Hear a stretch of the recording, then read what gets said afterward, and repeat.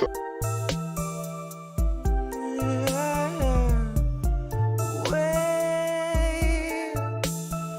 40 Sunday mornings out from normal and the world is not the same.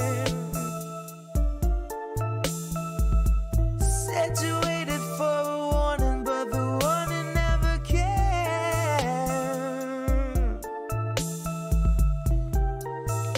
Don't shine a light in my face.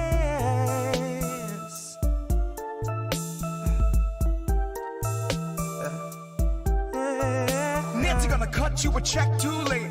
2 years after your funeral's paid, 2 years after the grave, she'll be a little stronger for all of the dollars she saved. Watching you wake, watching you cling to your family slipping away. Watch her do nothing but pray. Watch her condemn the Republicans, take them to brunch and then shrug it away. Now watch us be outraged half of a day, then pick a new hero to face our leaders and think they can beat them, playing the game they played since Pelosi had real human blood in her veins. They're all one and the same, sold off stocks and they all maintain that the risk was benign and the virus was tame. Flash forward and 40 Sunday mornings fade, 250,000 people in its wake and the cruise ship sailed today. So motherfucker, don't shine a light in my face. Wait. Good morning. Sunday morning. Good morning. Wait. Sunday morning. Wait. We're 40 Sunday mornings out from normal and the world is not the same. Said you waited for a warning, but the warning never came.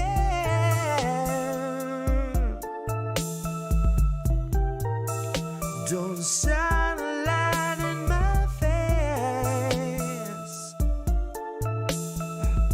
Said you waited for a warning, but the warning never. Hello, somebody desperate. Hello, somebody gullible.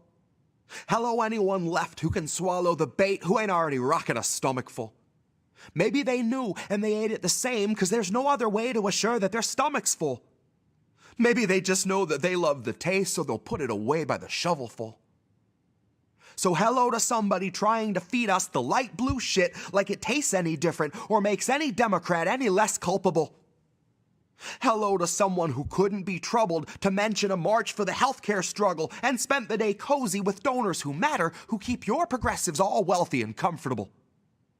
I recommend your protests be anything but peaceable and all your disobedience be decidedly uncivil.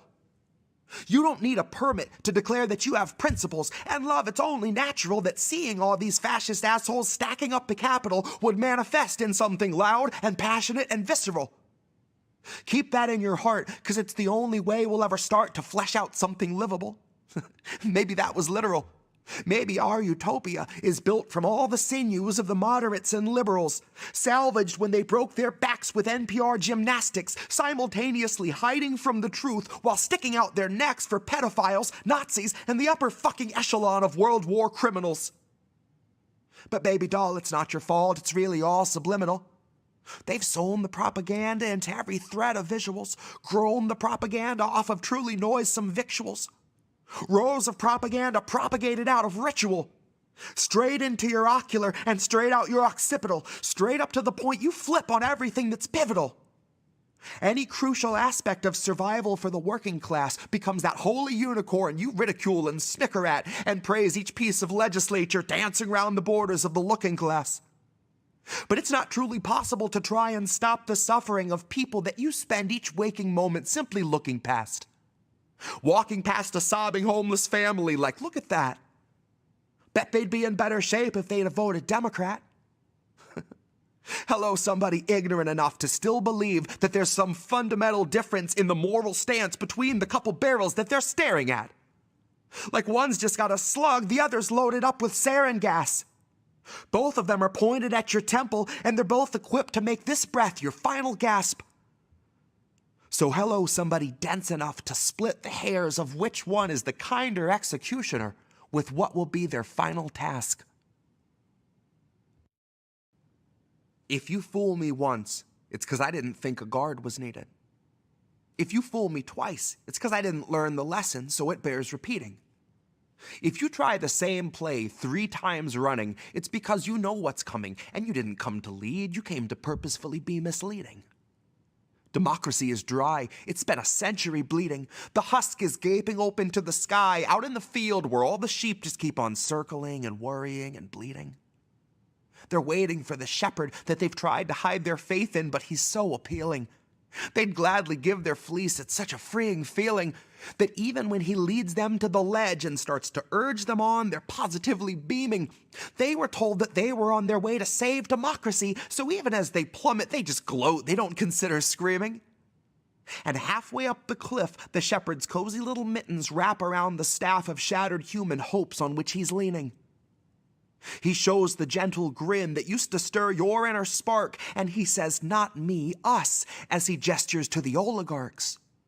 He knows that if he runs, they're gonna stop him like a stolen car.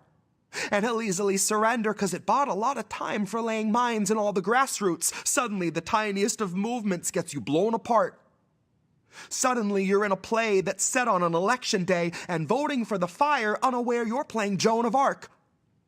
Suddenly, the shepherd pulls the rug and slips a hood across your clueless mug, and everything goes zero dark. I'm gonna warn you once more before it's 2024 and you fuck around and find out who your heroes are. To take a step back from the herd and you'll learn that you can spot who all the shearers are. If you really want to know the product that they're selling, I can take you where the mirrors are. If you think your voice is finally ready, I can tell you where the lyrics are. I hid them in a box I had to bury neath the cobble when they carpet bombed the promenade and raided all the street bazaars. Now all we've got's the marketplace, and you're too broke to even bother asking what the options for your treatment are. Suddenly, the raw debris of homeless human dignity will find it has 100 teeth for every badge and sweeper's arm. Suddenly, they speak in solidarity and each is armed. Suddenly, the sheep can see the shepherd for his truest form and all pitch in at once to help him buy the farm. And now it's zero dark, and all is calm and peaceful save the distant wail of sirens that approach beside the flames of dawn. Suddenly, the carrot's just a string that's on a stick, and all your movements make you sick because the prize is gone. Now we could go and flee into the forest low and meek, or we can exercise our right to feast and go and graze on Biden's lawn. 'Cause he's been sowing seeds that seep a toxin out to sap a bit from each of us and keep on leaching decades after Biden's gone. So regardless who they summon out of hell to come and do the job, it will not feel like Biden's gone. But in that time of hopelessness, you cannot trust the shepherd when he once again comes asking you to humor him his siren song. And it's cute that you can innocently, honestly assume that's just a symptom of a system that was wired wrong, and not the standard feature, basic function, primary objective of a mass hypnosis firebomb. You don't need to know the words to cry along. Someday it'll hit you like an officer who pistol whipped their ride along. Broke his jaw and kept his job and kept it moving right along. That voting isn't red or blue or black or white or right or wrong. Voting's like a firing squad where you can choose the firearm. It's slow extinction by and large. It's Super Tuesday supercharged. It's all your futures, roots and all, just tossed out on a garbage barge. It's everybody dropping out to push the biggest oligarch. It's everybody voting fire, registered as Joan of Arc.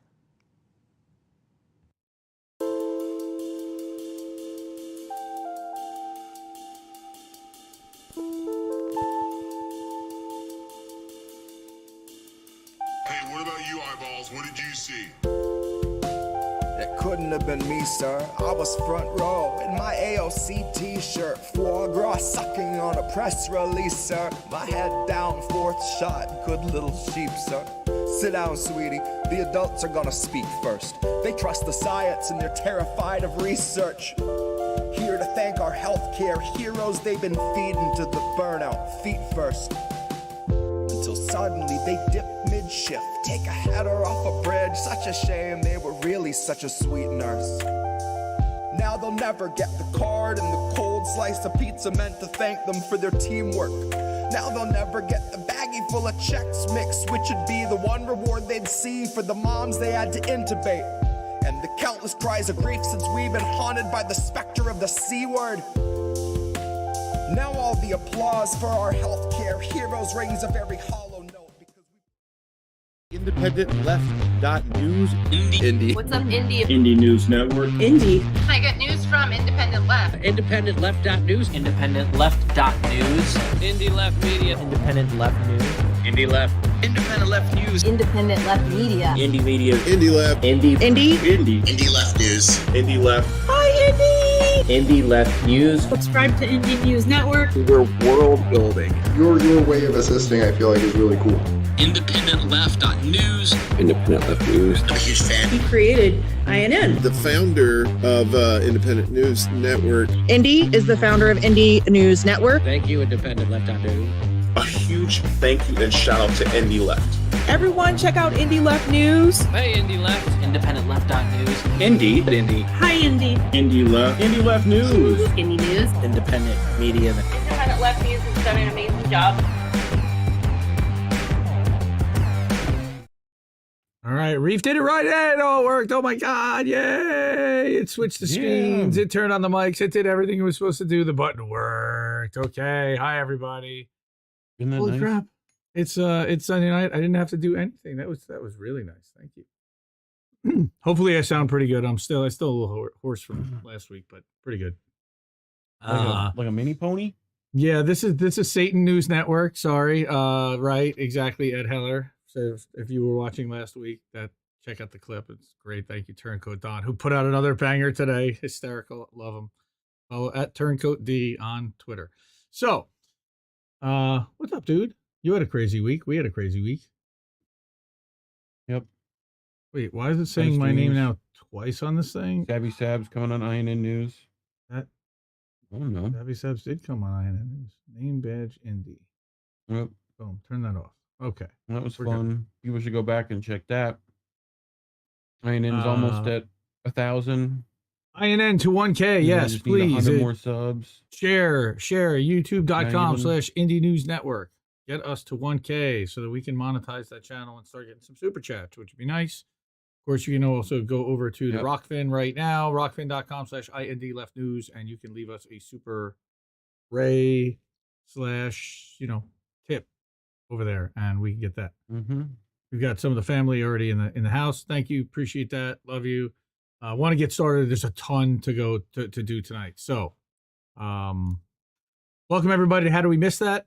How Did We Miss That is a show and podcast streaming live on Rockfin, YouTube, Twitch, Rumble, Facebook, Twitter, Odyssey, Telegram, and on Substack and IndieLeft.news, which I did not turn on, so it's not over there. Sunday nights at 10 p.m. Eastern, 7 Pacific. That's now available on all your favorite podcast platforms too. Hosted by Indie, that's me, founder and editor of Indie Left News, Indie Media Today, and this guy sitting next to me, he's Reef Breland. He is INN's technical director. He is the host of Reefer After Dark and the host and creator of INN News, which you can see every Wednesday night on INN exclusively. We're both founding members of Indie News Network, INN, a collaborative family of independent content creators. Love to the fam. Go follow all of them at IndieNews.Network. You can find all our channels. Normally I say that all the stories were included in Independent Left News this week, and kind of that's true, but we're doing a lot of Twitter stuff this week. So not everything, but we've got some stories that we got to report on. So make sure to share this link, like the stream, subscribe to the channel on all the platforms. We're everywhere. I just said where.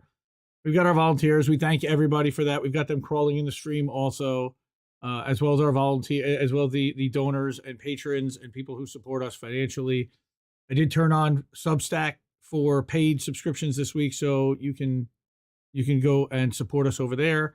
Also, I changed the subdomain on Substack, so it's now indiemediatoday.substack.com. There is no more independentleft.news.substack.com. All the old one will work canonically, but it's now Indie Media Today, and I think that better separates it from Indie Left News. So cool. We got stories. We got 3 stories, and the first one really pisses me off, and I want to get to it real fast.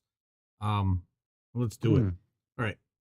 So this is our thumbnail. Shout out, of course, Big Man Crab doing the thumbnail. We're going to talk about the Twitter files, and we're going to talk about what Eliza Bleu is doing on Twitter and with Elon Musk, and for exposing and shutting down child sex exploitation at CSE, as we're going to refer to it quite often tonight. So we're going to get into the first story tonight. But before we do, and I have to say, last week, when we were doing our fun Turncoat Don segment with Joe, I had another slide prepared and I forgot to use it. And Charlie put together, our friend at Charlie ZXI, I believe is her handle on Twitter, put together this awesome, the Putin puppets, because we are all the Putin puppets, a nice holiday playlist for the Putin puppets.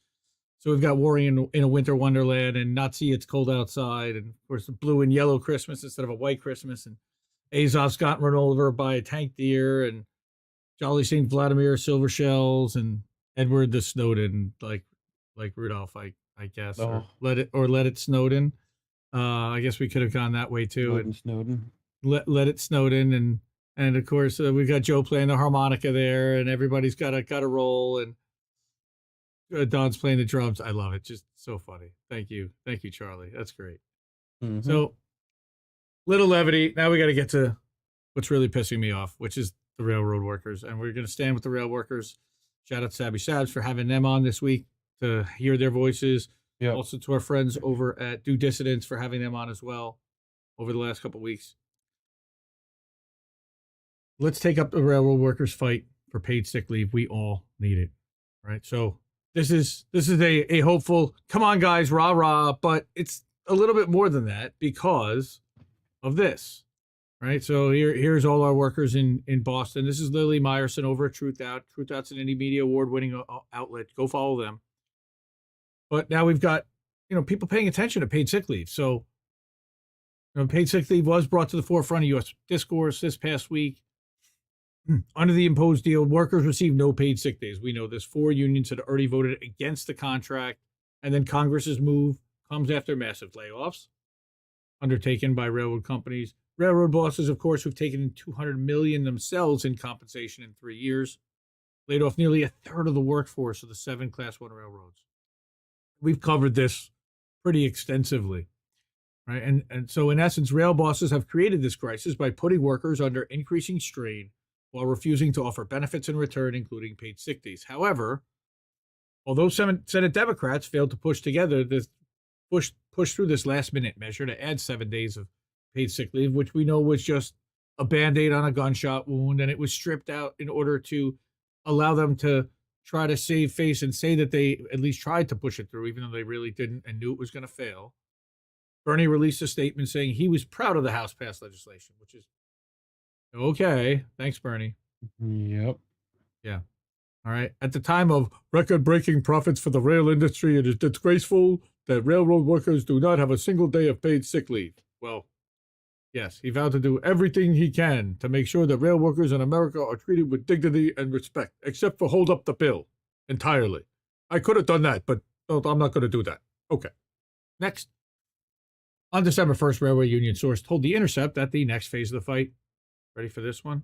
You want to talk shit, Liberty, would be to demand that Biden include rail workers in an upcoming executive order that would mandate 56 hours of paid sick leave for federal contractors. This sounds great. Advocates added that all organizing should go toward that executive order. No. They had us the first half, I'm not going to lie. Right? Oh, dude, that's good. So all organizing should go toward the what? No. The labor disputes over paid sick days have come to this point. There's no surprise, right? Rail unions have been agitating for sick pay for years long in the years-long bargaining process. But throughout the pandemic, too, progressive public health experts and advocates have sounded the alarm for increased access to paid sick leave.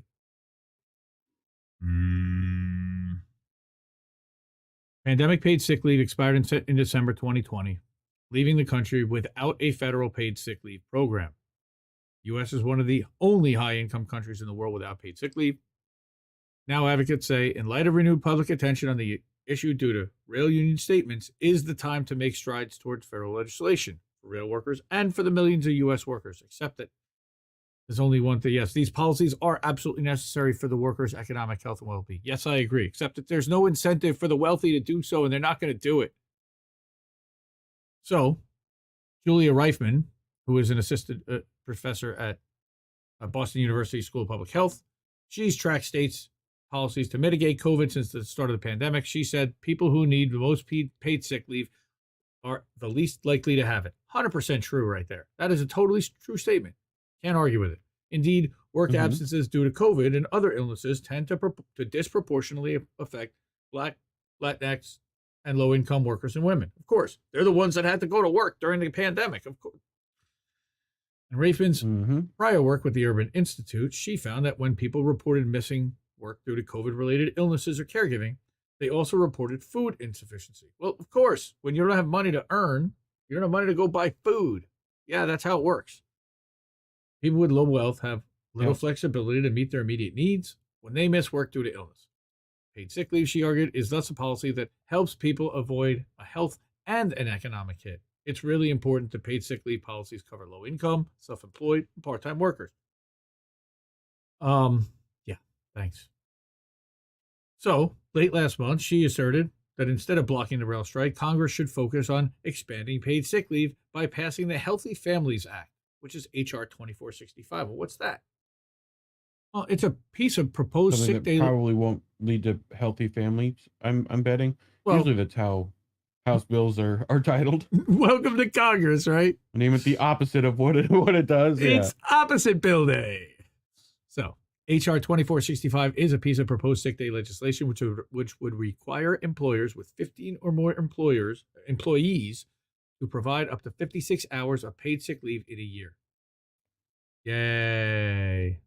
It's been introduced in every Congress since 2004. But the bill's currently stalled in the House. Like it always is. It's just one of those things to just put on the books to say for veneer purposes, for platitudes. Discussion of paid sick days is mainly focused on the benefits to workers once they get sick. But sick leave policy is also strongly correlated with preventative health benefits that can keep them from getting sick in the first place. Yes, going to the dentist, going for your annual physicals, all these things. I mean, the company I worked for, they gave you time off and they gave you the hours back, but the rail workers are not getting any of that. Sick workers get to stay home and recover, and they don't risk infecting coworkers. Studies have shown that requiring employers to provide paid sick days reduces the spread of flu and other airborne illnesses, reduces emergency room visits by 1.3 million annually. In what? Globally? I mean, that's a pretty big number, and I'd have to look at the study. But emergency pandemic paid leave helps slow the spread of COVID by roughly 15,000 cases per day. Okay.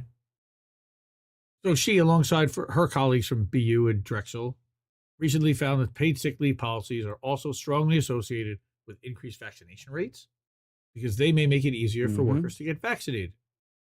Since vaccination decreases morbidity, mortality, and long rates of COVID, strengthening paid sick leave policy can lead to a positive domino effect for workers and lessen the associated economic impacts of illness-related work absences. I would again add to the most vulnerable people. And I don't think that they're intending that, but I will add that caveat. But they also found that vaccination coverage may be 17% higher in cities with paid sick leave policies compared to cities without such policies, which is kind of interesting, right?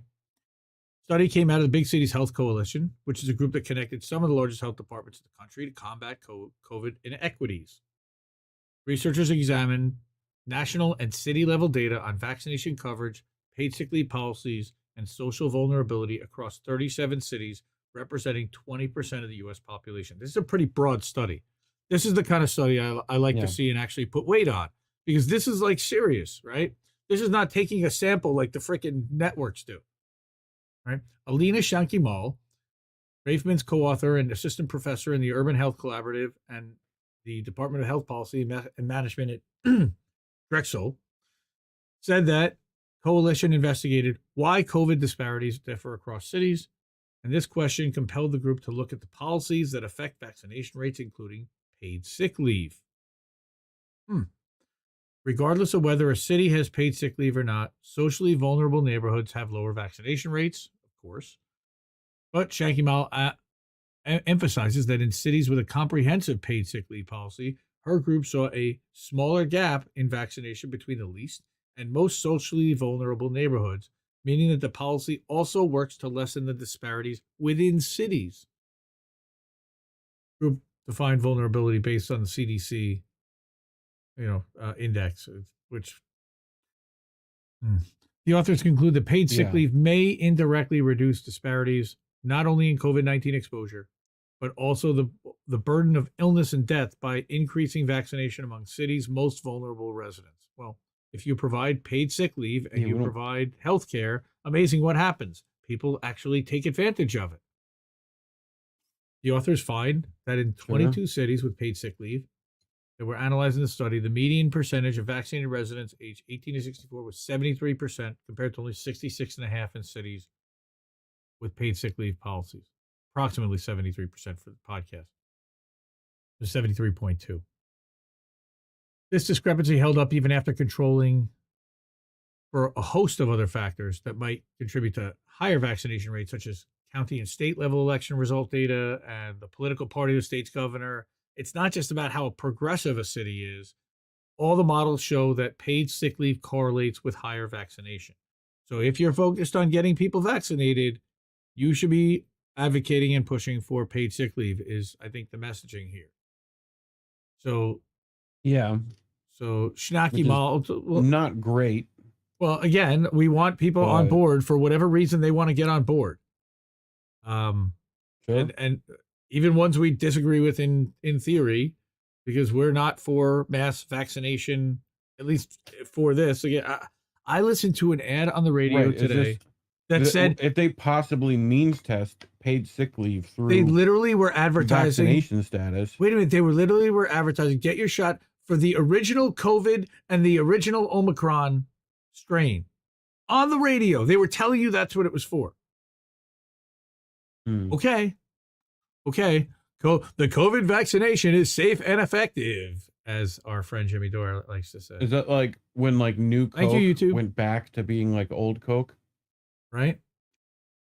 But there are also states that haven't passed them, actually prohibited cities from passing new expanded policies. These statewide preemptions, which are often tied to minimum wage laws, inhibit the benefits for low income and communities of color, 100%. Absent federal policy, we also have the option for states to rescind these preemptions and allow cities to pass policies that would benefit public health and decrease disparities. That's not going to happen. So there's a federal law that's there that they could pass right now that they're not going to. Why? She emphasized broader federal action. Again, we need to aspire to do better across the whole country. Agreed. I mean, while the federal government has failed to move paid sick leave, what do you mean how? Well, the first thing is you require any federal contractors to have paid sick leave. That's the first thing that you do. It's been on the books. I mean, they could just vote for that right now and pass that in a week if they want, but they're not going to. So what do you do? Right. How do you force the employers? Well, withhold labor is usually the way that I like to do it, but that's use some of the power that you actually have. That's a last resort, unless it's illegal in most cases. Oh, especially when it's illegal. And then or you can just do it and see what happens. Well, you can, and there's a lot of big risk there, and some people are willing to take that risk, others are not. That's the problem, is that not everybody is willing to take that risk. Anyway, it's imperative here that the federal government does it. That is the only way to reach everybody. And it's like, with the CARES Act, with all of this, they were saying the only way to do this universally is to do it universally, because if you try to start picking and choosing, you're never going to get everybody to do anything. Biden campaign on Build Back Better, a bill whose original proposal set aside $200 billion toward paid sick leave. So we all know what happened to Build Back bullshit. The American public voted for him based on that platform. No, they didn't. Stop. And as much as the August 2021 passage of the IRA was a victory, no, it wasn't. The law left out the law left out policies that are key to a robust social safety net, like paid sick leave. Of course it did. We still have a lot to do on that front. Mm-hmm. Yeah. So, Yep. I want to call your attention, independentleft.shop. I added a How Do We Miss That t-shirt to the merch store today. So check that out. All right. We got a couple of dozen people watching. Oz in the house. What's up, Oz? The jam on. We are again over on the Rockfin. Rockfin.com/IndieLeftNews. And I think there actually is a Stream Deck button for that, but I'll do it anyway. You can chat over there, guys. It's ad-free. If you don't have YouTube Premium, just about everything that you watch, RBN, Richard Medhurst, JB Font, Sabby Sabs, Jimmy Dore, Mitt Press News, Lee Camp. You can also Whitney Webb. talk with us on MySpace. They're all over on the Rockfin. www.myspace.com/IndieNews.Network. Ad-free. And most of their stuff is not premium. Most of our stuff is not premium. I make the clips premium, but you can still watch the full stream for free at any time and just scroll through it. Just to make it a little bit easier and give the premium users something. And then after a week, all the clips are free too. It's just throughout the week as I release them. That's all. Anyway. So what else do we have here? Yipper, Deluxe. welcome Yipper, Marika, Spoopy, Velvet Trance. How are you? Spoopy. Kelly M. Hi. We of course have Rick and Anthony, and I'm guessing Uncle Warren is out there somewhere if he's not. Signs, we're over here now. Signs, thank you so much, and Human Love Solidarity, who is also a human being, I believe, over on the Rockfins. Thank you for all of your support and generosity. Human beings. We appreciate you over there too. You're the best. Do we have any Bean Boy tonight? No Bean Boy. Bean Boy? Bean Boy. I don't even know what Bean Boy Legume. is. No, we don't have any Bean Boy. We haven't done a Bean Boy in a little bit. No Judd Legume.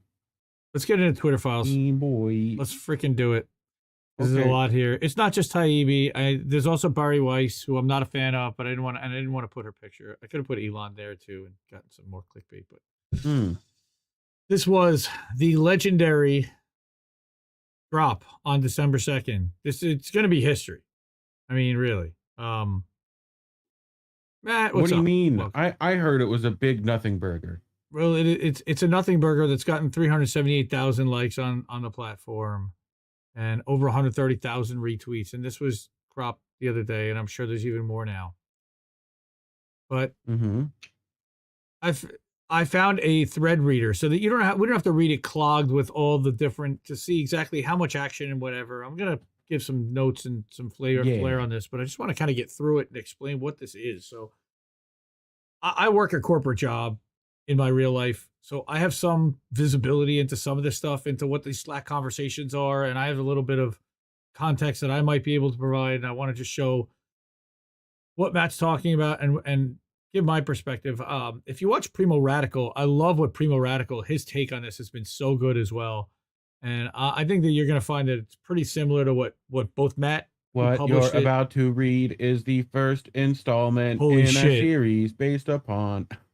Oh my God, that was great. Thousands of internal documents obtained by sources at Twitter. Primo Robot. That was brilliant, by the way. That was absolute brilliance. So Twitter Files tells an incredible story from inside of one of the largest and most influential social media platforms. It's a Frankenstein tale of a human being mechanism grown out of the control of its designer.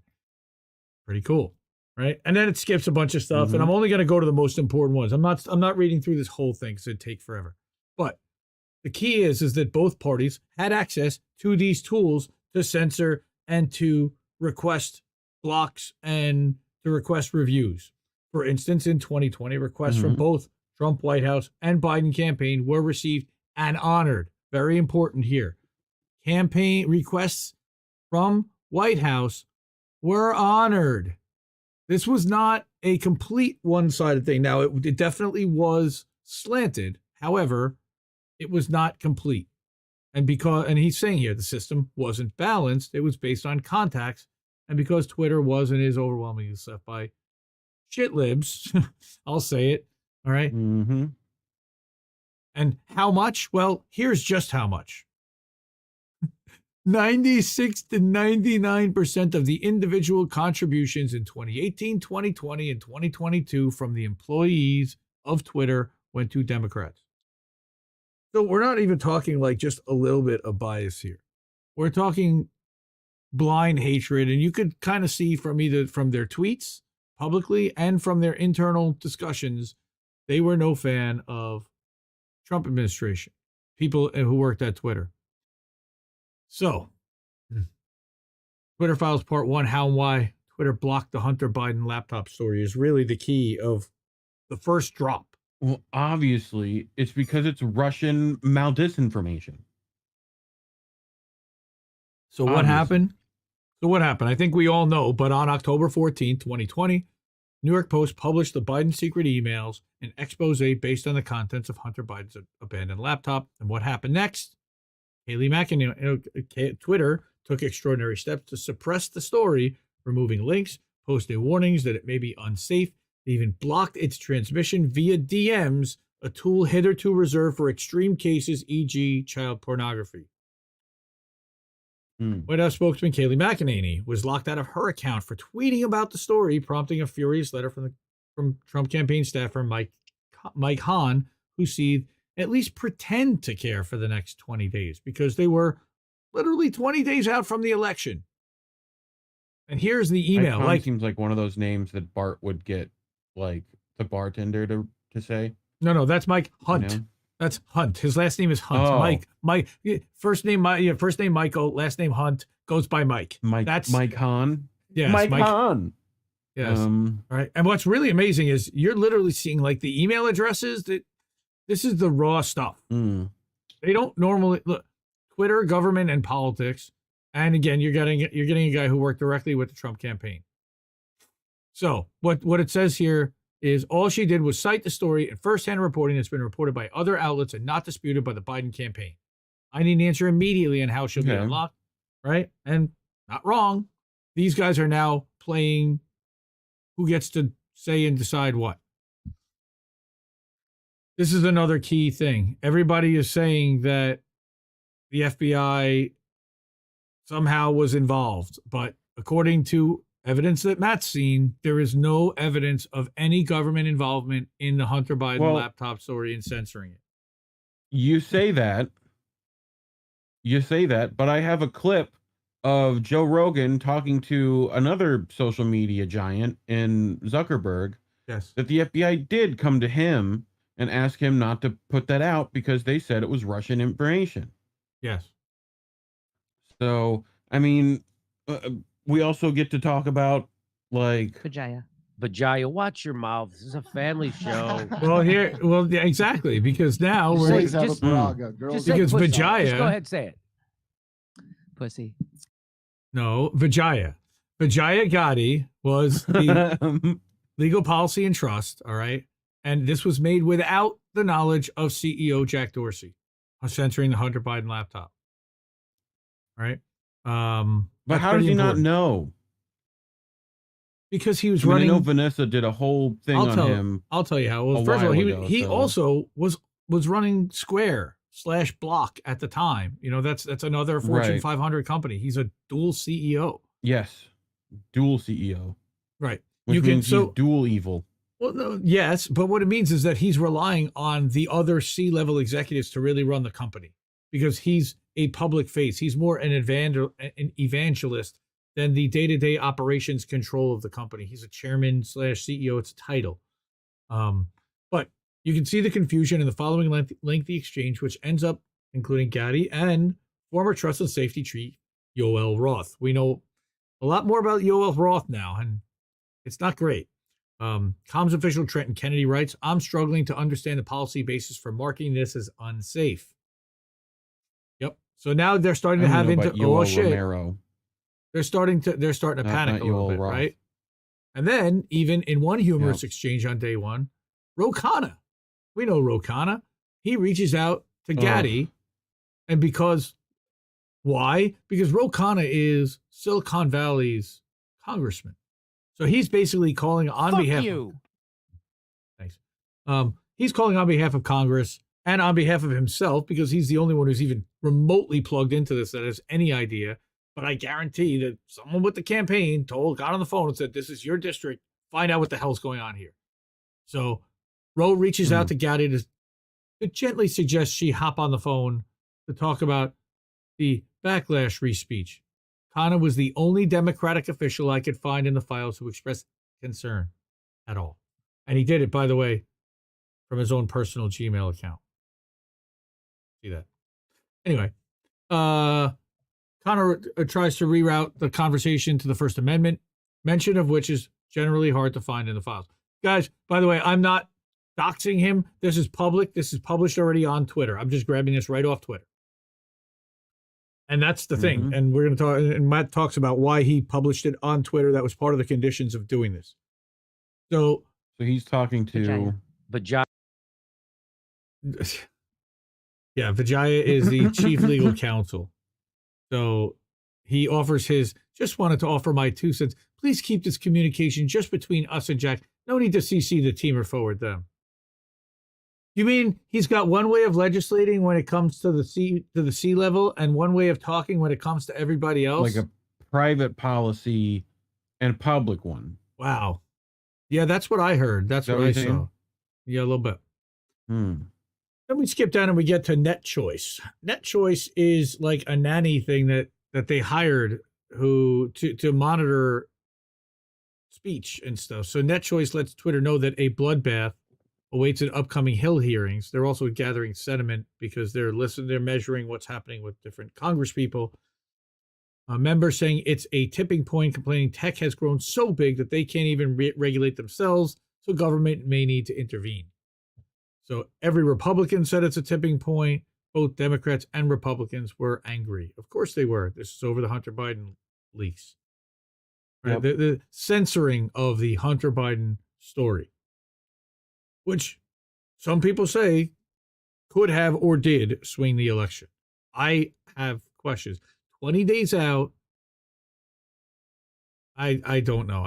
I don't think that Hunter has anything, that affects it, whatever. But that it's totally open to interpretation, and we're going to get to all that. Sabo reports to Twitter that some Hill figures are characterizing the laptop story as text access Hollywood moment, right? So we got one more from the Twitter files continued. First Amendment isn't absolute. This is the last entry that he had on the thread for the night. And then he had some supplemental stuff to add, which I'll have. But he said the Democrats complain that companies are inept, right? So this is coming from inside Twitter. Democrats were in agreement. Inside the House. Right? Inside the House. Social media needs to moderate more because they're corrupting democracy and making all truth relative. When pushed on how the government might insist on that, consistent with the First Amendment, they demurred, the First Amendment isn't absolute. Wait, what? Yeah. It's like what Musk said. Freedom of speech isn't freedom of reach. An amazing subplot. What? Right. That was good. Was how much this was done without the knowledge of Jack Dorsey and how long it took for the situation to get unfucked, as one employee put it even after he jumped in. While reviewing Gowdy's emails, I saw a familiar name, my own Matt Taibbi did, because Dorsey sent her a copy of his Substack article blasting the incident. A little bit of an ego stroke to Matt, but he earned it. So that was on the 2nd, I believe, of December. He drops that at night, and it's thread journalism. He's dropping it one tweet at a time, and everybody's kind of hanging like, what is this? Like, what's going on here? And then we're like, huh? So 4 days later, we get this in the middle of the afternoon. Captain's log. Captain's log. Supplemental. Yes. So this was Tuesday. That on Friday, the first installment was published here. We expected to publish more over the weekend. Many wonder why there's a delay. We can tell you why. Because this guy named Jim Baker was fired on Tuesday. Among the reasons, vetting the first batch of Twitter files without the knowledge of new management. Wait, what? Yeah. Barry Weiss. In other news, Jim Candlestick Maker My It's jaw hit the floor. been Well, promoted. well, Fox has been allowed to investigate Henhouse effectively is what you're talking about here. So what happened? Baker's a controversial figure. He's been something of a zealot of FBI controversies dating back to 2016, from the Steele dossier to the Alpha server mess. He resigned in 2018 after an investigation into leaks into the press. The news that Baker was reviewing the Twitter files surprised everyone involved, to say the least. New Twitter chief Elon Musk acted quickly to exit Baker on Tuesday. And then they had to go through, did he delete anything? What did he do? What does he know? What did he copy to the... Now, he worked for the FBI for years and years and years, apparently. So that was a whole other mess that came out. So that was on Tuesday. Then Friday night, Barry White starts dropping her stuff. And we knew that she was going to be doing that soon. And this one's pretty interesting because of these secret blacklists. And this is where they started to yell nothing burger. And I agree and disagree. And here's the thing, that a new Twitter files investigation reveals that teams of Twitter employees build blacklists, prevent disfavored tweets from trending, and actively limit the visibility of entire accounts or even trending topics, all in secret without informing users. That is news, whether you like it or not. We suspected. We have never had hard evidence. We've never seen the Slack messages back and forth that prove it. Right. Twitter once had a mission to give everyone the power to create and share ideas and information instantly without barriers. Along the way, barriers nevertheless were erected. Take, for example, Stanford's Dr. Jay Bhattacharya. We're familiar with him if you're a Jimmy Dore fan, if you know about the Great Barrington Declaration. Okay, he's argued that COVID lockdowns would harm children. He's also said, and the Great Barrington Declaration has been stringent in declaring that the most vulnerable in the society should absolutely be vaccinated, but we should not try to mass vaccinate everyone as a solution, because you cannot vaccinate your way out of this problem. But the COVID vaccine is safe and effective, according to YouTube. So, Dr. Jay Bhattacharya argued that COVID lockdowns would harm children. Twitter secretly placed him on a trends blacklist, which prevented his tweets from trending. And there is the screenshot showing trends blacklist. Pretty interesting.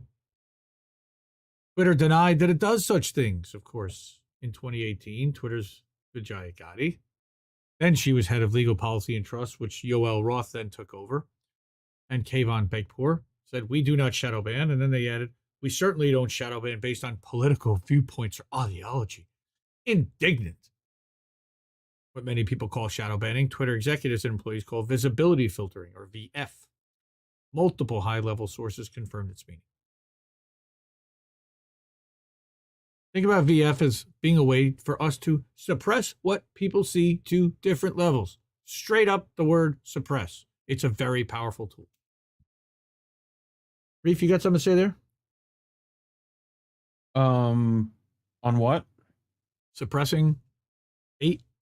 Think about visibility filtering as being a way for us to suppress what people see at different levels. Yes. It's a very, very powerful tool.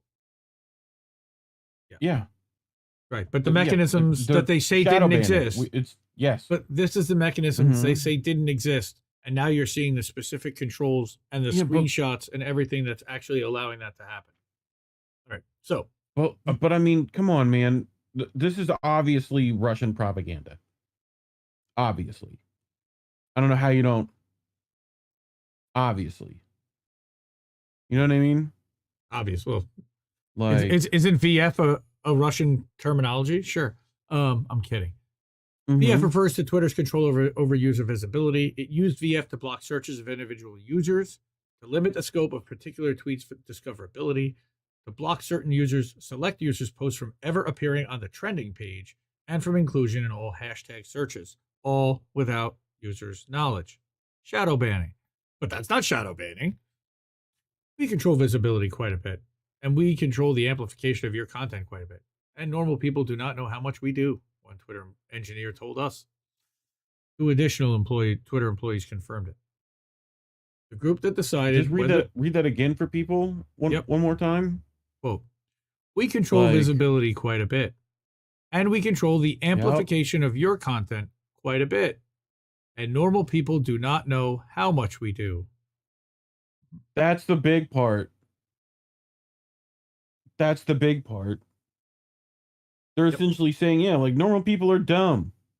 They don't know. How can they?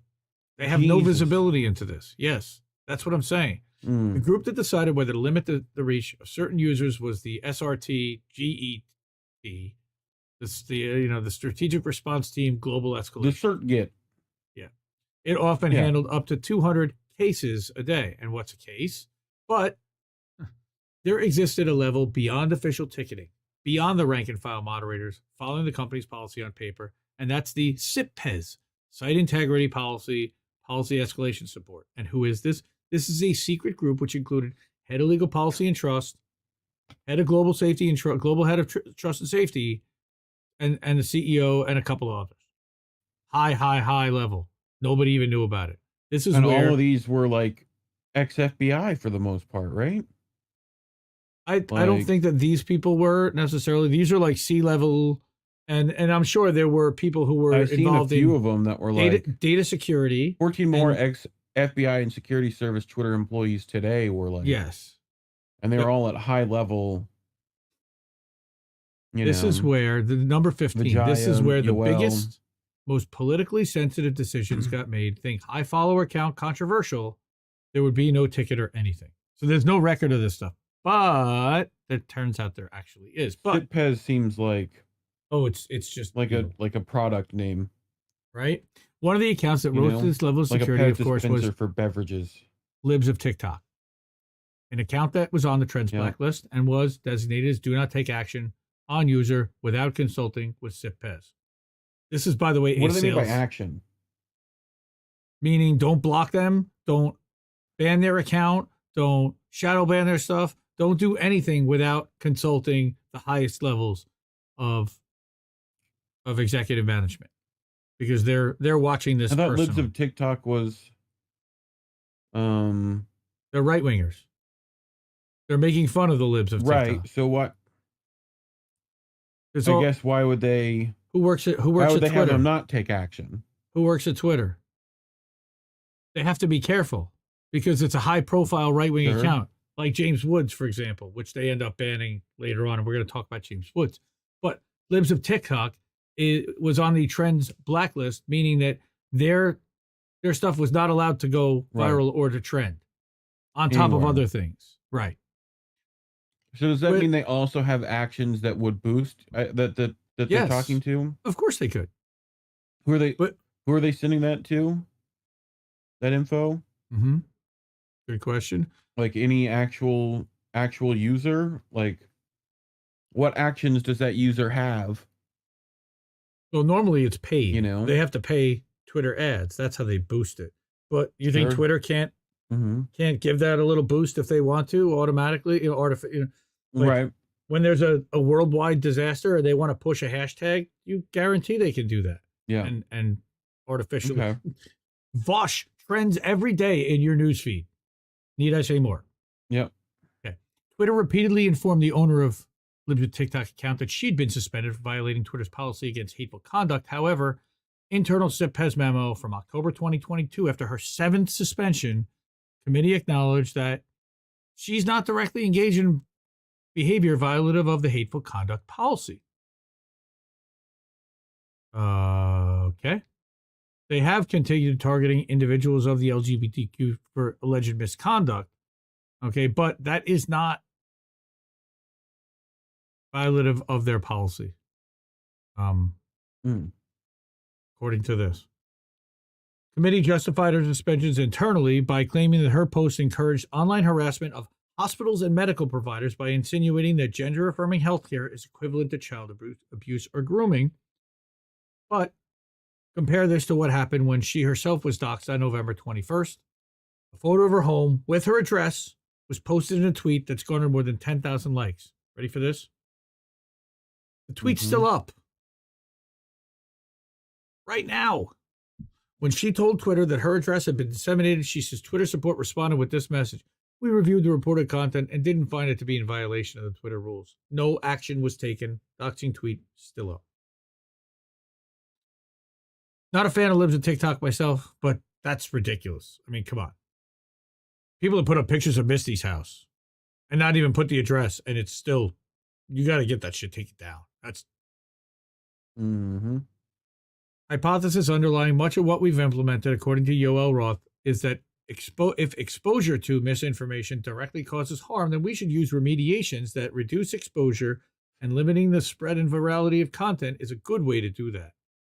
And then he adds that they got Jack on board with implementing this for civic integrity in the near term, but they're going to need to make a more robust case to get this into our repertoire of policy remediations, especially for other policy domains. He's setting up now what's going to be happening. And he sees the writing on the wall, and he's like, how are we going to start further banning and further implementing policy and showing that it is official and getting Jack to be on board with it? So this is right before, of course, the company sold. And pretty interesting. October 2022, we knew that Elon's taking over. I would guess that this policy, whatever they're doing, they're trying to button it up before he takes over, not realizing that he's basically going to flip the entire thing over and fire half the people and do everything that he did. So Barry also wants to say that the authors have broad and expanding access to Twitter's files. The only condition we agreed to was that the material would first be published on Twitter. This is really important. Everybody's saying that this is handpicked, that they were only given certain files and certain emails and certain everything. No, they were given everything. Here, go through it. Where do you start? I mean, you and I start in different places, but this is where they started. Yeah. All right. We're just getting started on our reporting. Documents cannot tell the whole story here. A big thank you to everyone who's spoken to us so far. If you're a current or former Twitter employee, we'd love to hear from you. Please write to. This is the Free Press. Now, again, not a big fan of Bari Weiss. She's terrible on Israel policy. Don't like that she worked for the New York Times. She's mainstream media shit lib. Toady. Terrible. But watch Taibbi for the next installment. And I did cover Matt Taibbi's next installment. And I think that he was on Rogan recently, too. Fascinating. Oh, really? Okay. So this is where it really starts to get a thing. Interesting. The removal of Donald Trump from Twitter. And this is the lead up to January 6th. I have a lot more of the tweets here because this really tells a story. Matt's a really good storyteller. By the way, if you have not already, tknews.substack.com, I think it might also be taibbi.substack.com, is Matt's Substack. It's $5 a month. It's $50 a year. I became a paid supporter because, first of all, you get his breakdown and his analysis of what his take is on all of this, which I thought was pretty interesting and actually aligned pretty closely with where I was. And I was asking tough questions the minute this stuff came out. And I'll put up the tweet. I didn't grab the tweet from INN that I posted, which was basically that was this happening before the election? And turns out as this went further, yes, it was. World knows much of the story of what happened between riots at the Capitol on January 6th and the removal of Donald Trump from Twitter on January 8th. We're going to show you what hasn't been revealed, which is the erosion of standards within the company in the months before January 6th, decisions by high-ranking executives to violate their own policies and more against the backdrop of ongoing documented interaction with federal agencies, which also is new news. So we had some interesting stuff happening here. Okay. First installment covers, of course, the period through the election, before the election through January 6th. That's what we're going to cover tomorrow, and we're going to do this next week because there was just so much to go through. Oh, my God. Michael Schellenberger will detail the chaos inside Twitter on January 7th, and then on Sunday today, Bari Weiss just published the secret internal communications from the key date of January 8th when they decided to ban him. Whatever your opinion on the decision to remove Trump that day, the internal communications at Twitter between January 6th and 8th have clear historical import. Even Twitter's employees understood in the moment that it was a landmark moment in the annals of speech. Yes. I did it You for did you. it on Reef. me. Yep. I think that's in the wrong place, but that's a pretty interesting. Is this the first sitting head of state to ever be suspended? As soon as they finished banning Trump, Twitter execs started processing new power. They prepared to ban future presidents and White Houses, perhaps even Joe Biden. The new administration will not be suspended by Twitter unless absolutely necessary. They're already setting it up. Twitter executives removed Trump in part over what one executive called the context surrounding actions by Trump and supporters over the course of the election and, frankly, the last 4+ years. In the end, they looked at a broad picture, but that approach can cut both ways. Bulk of the internal debate leading to Trump's ban took place in those 3 January days. However, the intellectual framework was laid in the months preceding the Capitol riots. And this is where Yoel Roth comes into play. Before January 6th, Twitter was a unique mix of automated, rules-based enforcement and more subjective moderation by senior execs. As reported, the firm had a vast array of tools for manipulating visibility, most of which were thrown at Trump and others pre-January 6th. As the election approached, senior executives, perhaps under pressure from federal agencies with whom they met more as time progressed, increasingly struggled with rules and began to speak of VOs and pretext to what they'd likely have done anyway. Very important opinions. I don't remember what the VOs are. Violations. Okay. After January 6th, internal Slacks showed Twitter executives getting a kick out of intensified relationships with federal agencies. Here's Yoel Roth lamenting a lack of generic enough calendar descriptions. He's humble bragging here. You know, he looks like one of those guys we have on Who Are These People? That's what definitely not meeting with the FBI. I swear. Just yeah. AI generated. Okay. One particular Slack channel, this really piqued my interest, offers a unique window into the evolving thinking of top officials in late 2020 and early 2021.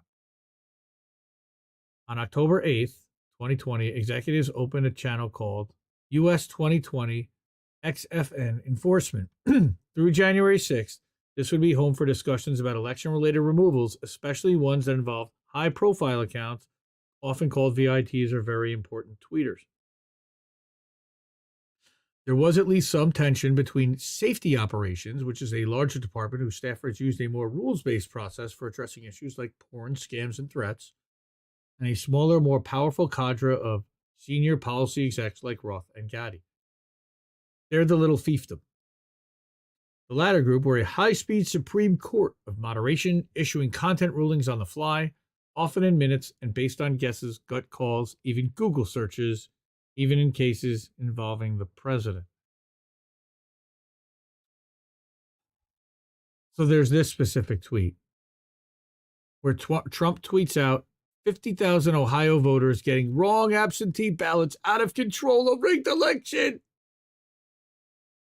They say a rigged election would be enough to be in violation, right? But as it turns out, if the claim were in fact inaccurate, yes. However, turns out it was true. And he found it where? On Reddit. Through NPR. Turns out that one's true. During this time, executives were also clearly liaising with federal enforcement and intel agencies about moderation of election-related content. What? Well, we're still at the start of reviewing the Twitter files. We're finding out more about these interactions every day.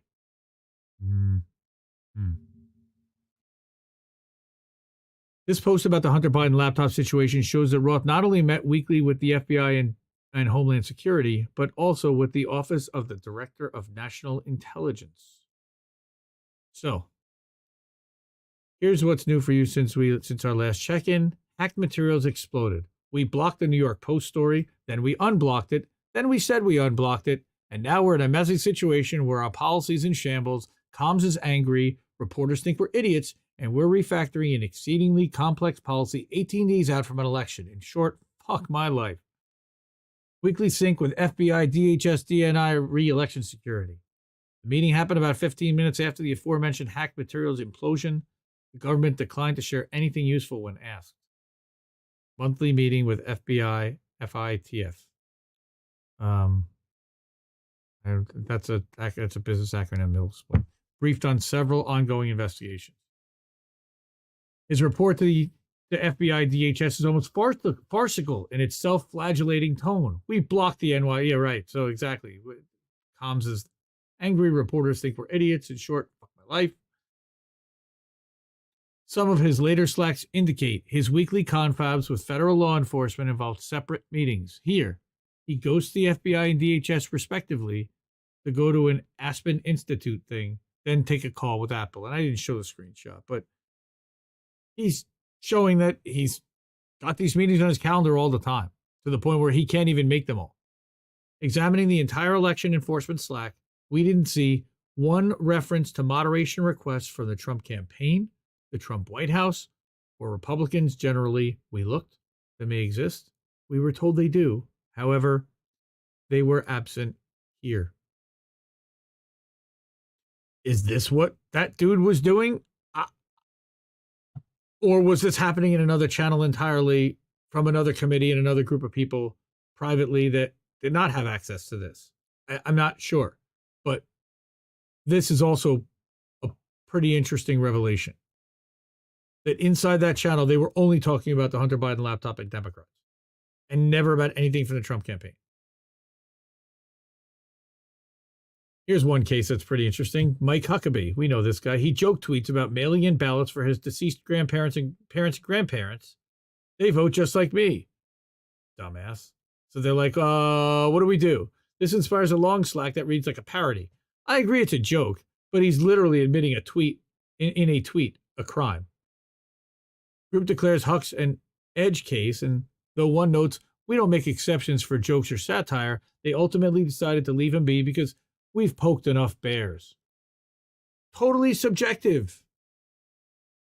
Yep. Somebody else said this could still mislead people, The humor reverse group declares before moving on. In the docs, they often expand criteria to subjective issues like intent. Yes, a video is authentic, but why was it shown? Orientation. Was a banned tweet shown to condemn or support? Or reception. Did a joke cause confusion? This reflex will become key on January 6th. In another example, Twitter employees prepare to slap mail-in voting is safe warning label on a Trump tweet about a postal screw-up in Ohio before realizing the events took place, which meant that the tweet was factually accurate. And that's the one about the ballots. Nearly 50,000 voters received wrong ballots in Ohio. Do you feel safe mailing in your ballot? That's literally from ABC. No, a rigged. He just knows how to troll everybody. He really does. And just wow.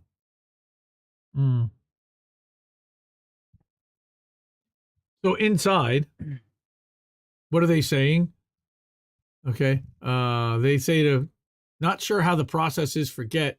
Are we expected to do the policy comms write up? Right. And I've been on paid time off, so I'm not 100% up to speed. My understanding is in both cases, the events took place, and the commentary by POTUS is his opinion related to these events, so there wouldn't be any labeling action violation on our side. Yeah, these are factually accurate. Thanks for clarifying. So they can't do anything. They're trying every day. They're looking at every tweet that he's making, and they're going, can we block this one, boss? Can we do this one, boss? How about this one, boss? Oh, look at we got it. Wow. Okay. Again, I'm not a Trump fan. I didn't vote for Trump. I'm not a Trump fan. But you can't do this. You can't do this to the president of the United States on every single tweet. You can't do this.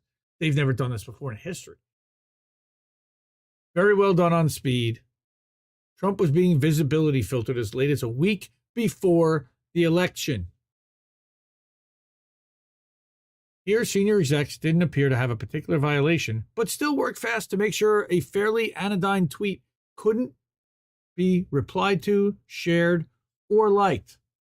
This was factual.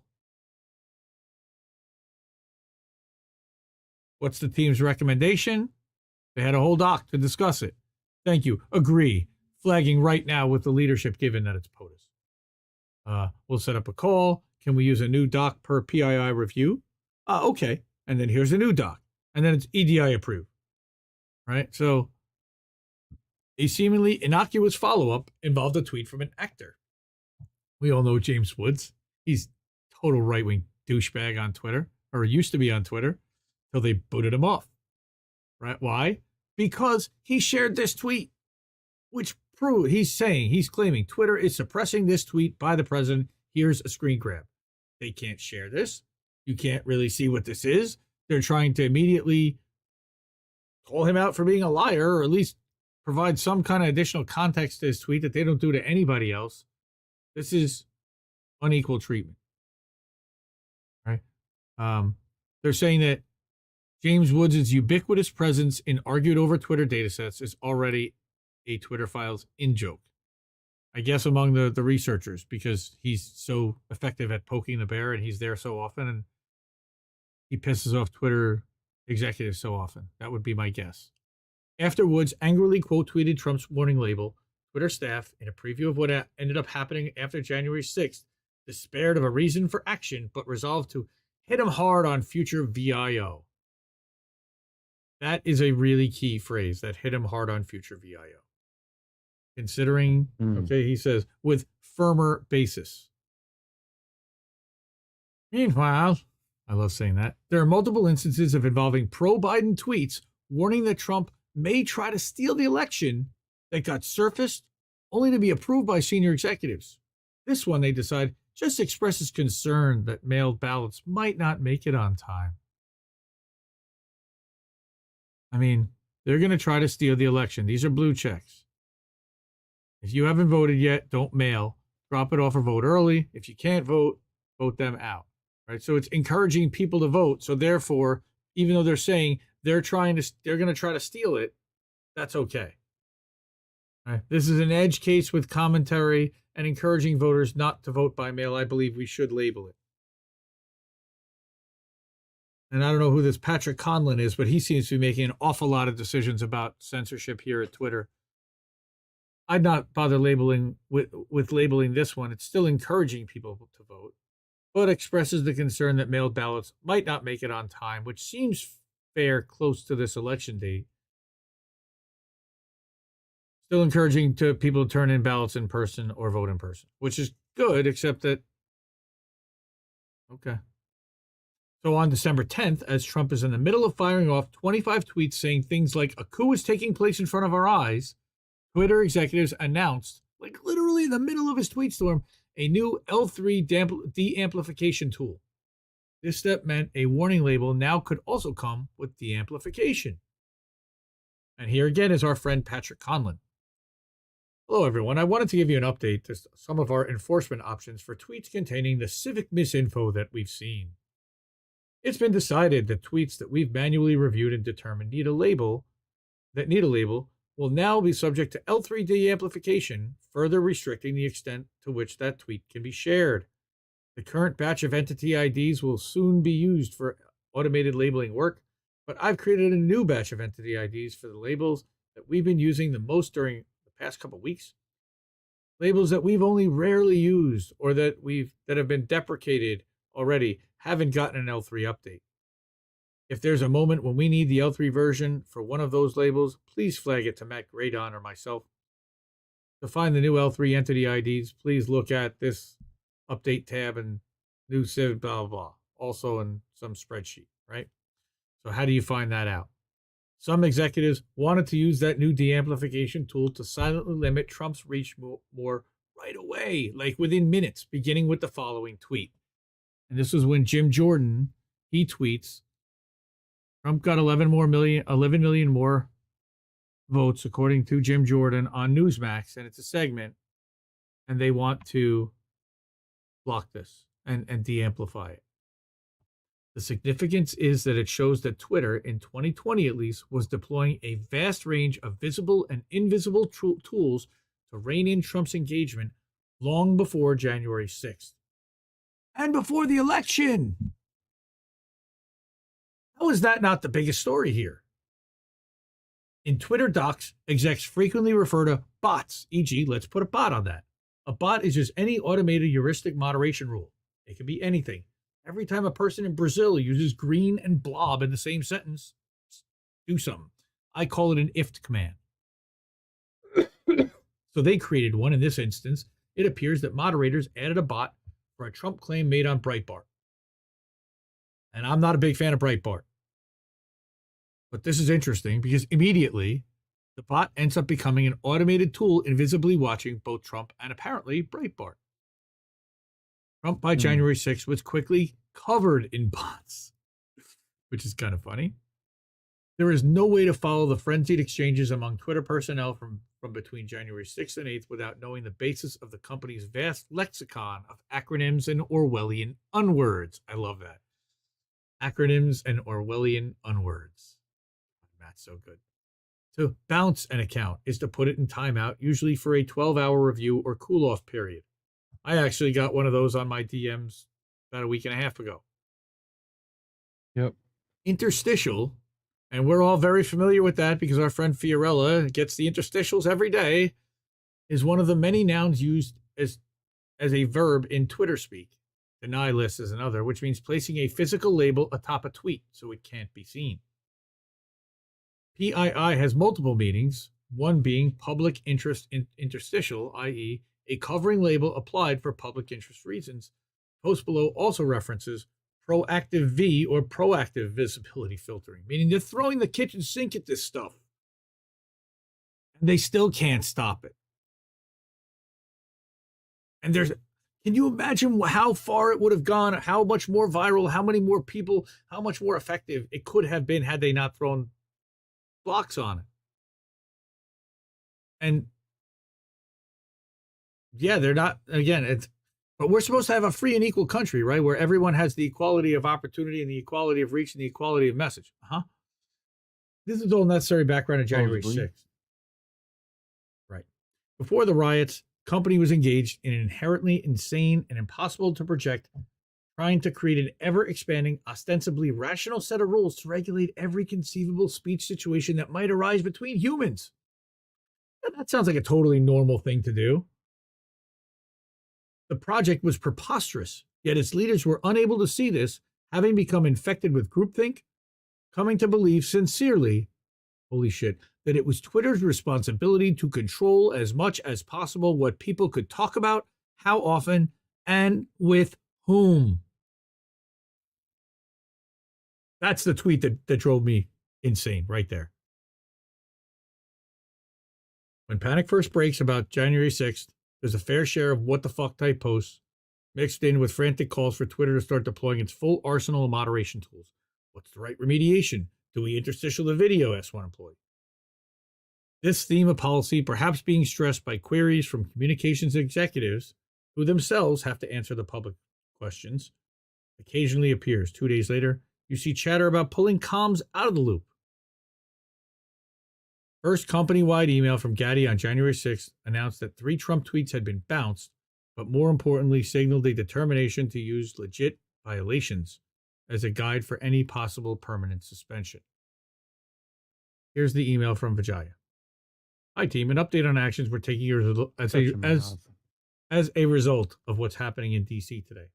We have removed 3 tweets from @RealDonaldTrump on January 6th for making unfounded claims of voter fraud and election theft, which must be viewed in the context of violence in Washington, D.C. today, and reasonably can be expected to continue to incite and inspire violent acts around the country.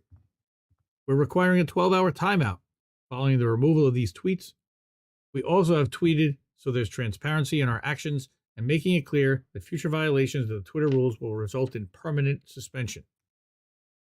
Imagine if they had done this to Pedro Castillo. Imagine if they had done this to Lula. Imagine if they had done this to Boris Johnson. Here's what happened. Safe to say Trump's go home with love and in peace tweet mid-riot didn't go over very well at Twitter headquarters. And there's our friend Patrick Conlon. What the actual fuck? I'm labeling this now? What are you labeling it? Sorry, I got emotionally angry seeing that. Turns out I'm not a full robot. Who knew? It's gut-wrenching. He's a horrible human being. So again, we're getting his personal bias now on full display. Mm-hmm. In the most critical moments. The last few notes about January 6th. Roth at one point looked and found Trump had a slew of duplicate bot applications. They were making sure, like I said, throwing every possible filter that they could at every Trump tweet and every Trump everything to make sure that he was not tagged, that you couldn't tag him in stuff that, man, that campaign's got all kinds of cases that they can make that this how do you determine exactly what the influence was here? So by the end of the first day, top execs are still trying to apply rules. By the next day, they'll contemplate a major change in approach. Watch this weekend for the play-by-play of how all that went down. And then we'll cover that next week. Maybe. I don't know. I'm going to look through it and see if it really makes sense to really go through the day-to-day. We all know what happened. I want to establish the corporate policy, and I'm going to talk. I have a recap and I have a summary of what are we pulling out of all this. By January 8th, which we'll describe on Sunday, Twitter is going to be receiving plaudits from our partners in Washington, and the sitting U.S. president will no longer be heard on the platform. So, lastly, people on the left, right, and in between want to know what else is in the Twitter files, from suppression and shadow banning of leftists to lab leak theorists, or amplification of military propaganda, or conservative accounts. We know everyone has questions. And while we stumbled on tidbits here and there about topics ranging from COVID to foreign policy, the reality is the data sets are so enormous, and we're still working through them. Totally understand. That was a lot, I know. And I got one more story that's kind of heavy, but also kind of uplifting and kind of wow. But before I do, I know, I gotta take a breath. Who's back on Twitter now? Yeah, I know. I saw that the Krasenstein. Oh, James Woods is back on Twitter, but I'm guessing he's not going to tweet until Trump does.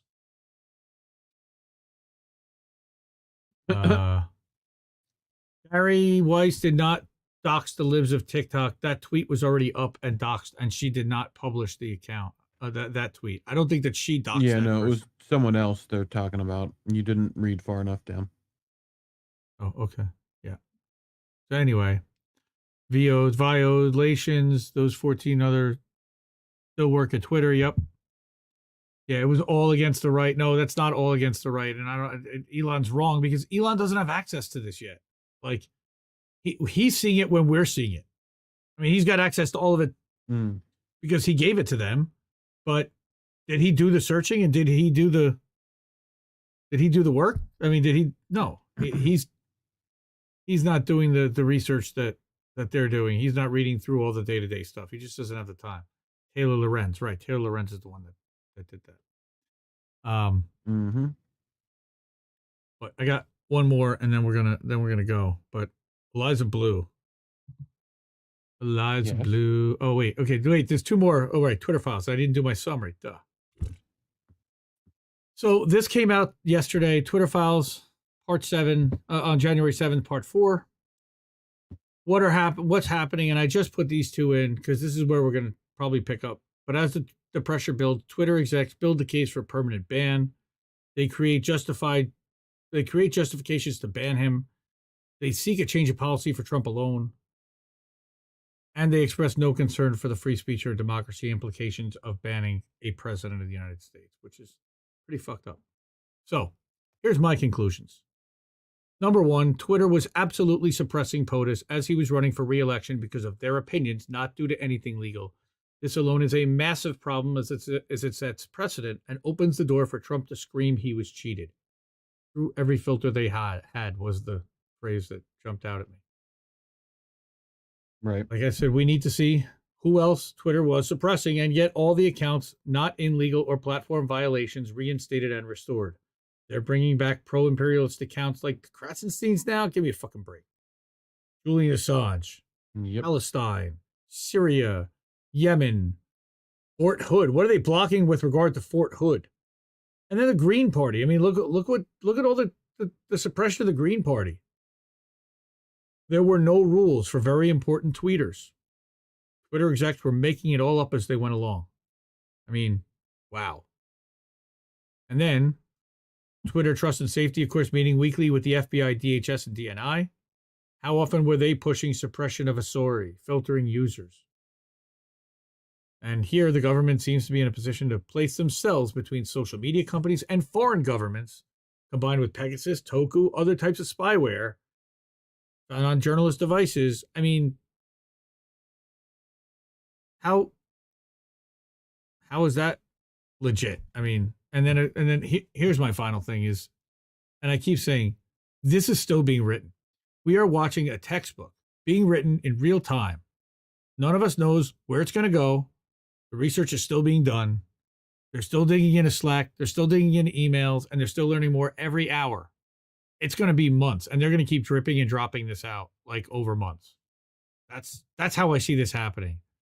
And that's fine. I mean, is there any reason that they won't release them? Well, there is all kinds of other journalists. Journalists, yes, but there's all kinds of sensitive information in there, I'm sure, that they're trying to protect. Sure. Contact info and victims of sexual assault and trafficking and all kinds of things that are named in these communications that should not necessarily be made public. All right. And that's why. But Eliza Bleu. Big Mad Crab. Love it. Eliza Green, because of the green screen, it became Eliza Black. Sure. Okay. So what's been going on? Does anybody know who Eliza Bleu is? I think most of you do. Some of you do. Well, Eliza Bleu is you put a poll up. I did. What were the results of that poll? It was 50-50 early on. Did I end that poll? I don't know how to end it. It's 50-50 according to this. I could look. But anyway. It is 50-50 now. Still.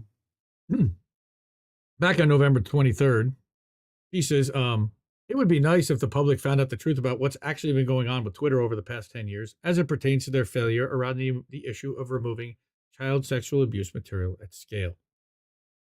Notice the date on that. That's like 9 days before the Twitter files. And if you read Matt's timeline, it was after this that Elon called him and offered to hand him all this. She is partially responsible, if not solely responsible, for the Twitter files themselves. I don't know if anybody knows this or realizes. So I wanted to crop that. That's kind of important, kind of relevant. But I also wanted to crop this. In the last 8 months, and I wrote this to Eliza, I got to learn about her, executive produced a live stream where she was a guest, then got to read and share this important collection of quotes and support from people across the political spectrum about Julian Assange.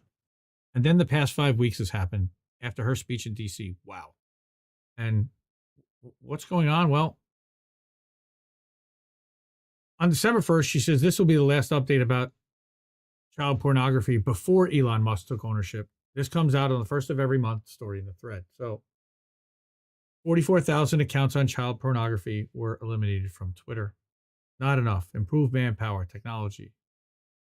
Right? And this was right after they eliminated a bunch of people, which they're now working on restaffing and throwing back. And I wanted to point out Teresa Kelly, who's also a fan of the network and the show, pointed out to Eliza that she has over 150,000 followers that are seeing her tweets and able to respond. However, George Galloway has over 400,000 and barely 100 people are seeing his important truth-telling tweets. Please stop giving Elon credit for things until he walks his talk. Except that, and I feel you, but he's eliminating leftists everywhere. Garland Nixon, he's kicked Jackson Hinkle off 3 times. Child sexual abuse stuff and addressing that is a separate issue from this, and we can still give him credit for that. But she says after Matt's release, she says soon she wants to do the Twitter files CSE. And then this guy Andrea, who he came out with a whole thing about what Twitter is doing to fight exploitation, and there's a whole big thing. In the past 24 hours, again, Twitter started to step up efforts and took down 44,000 suspicious accounts, including over 1,300 profiles that tried to bypass detection using code words and text and images to communicate. Zero tolerance. So Eliza's comment to Teresa and to everyone is that a few things can be true at once. That there is still child sexual abuse exploitation material on Twitter. There are still hashtags engaging in distributing exploitation content. Twitter is working hard to remove the content. And here's where to report. Report.cybertip.org. Eliza then goes into a Twitter Spaces held by Mario. 5.5 hours. It's me. And at the end of it, Eliza jumps on the last 20 minutes and talks to Elon. Now, again, this is not obviously Elon, but yeah, he says, thank you for the shout out. He directly shouts her out. Thank you for prioritizing the vulnerable and voiceless. All right. When Elon said priority number one, I'm a father too, right? So am I. Again, 5.5 hours. He took an open forum questions. What's his kid's name? Oh, goodness. Aeon, whatever. Blah, blah, blah, X12. X, yeah. But this was when he also agreed to do the poll about Julian Assange and Edward Snowden that ended up getting 80%. Let them go. Set them free. But Eliza ended up on this call and she says, sorry, I had to leave. I'm at work. I just cried in front of 200,000 people. I think we just cried together. That's nothing, Eliza. Wow, wow. Just, all right. And then Tara saying, in yesterday's Spaces, Elon acknowledged the powerful work of Eliza to advocate for children and the commitment of Twitter to protect children online. Eliza's been a tireless advocate for human sexual trafficking survivors. And she's thanking everyone who supported her. I'll keep updating Twitter, but ultimately my work here is done. I'm moving my public advocacy to focusing on advocating for the thousands of survivors abused and exploited at the hands of the UN globally. Yes, it's happening there too.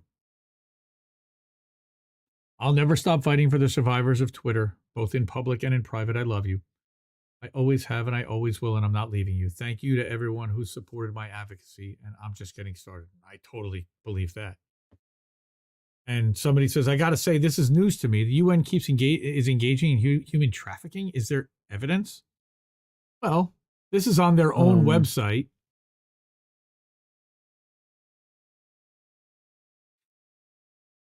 And on December 4th, they're talking about victim blaming. And she's like, yeah, well, there's no excuse for this either. No arrests. I told her this was in the slideshow tonight. Do some PR on these nuts. Love her. These nuts. Ha! Got him. Yeah.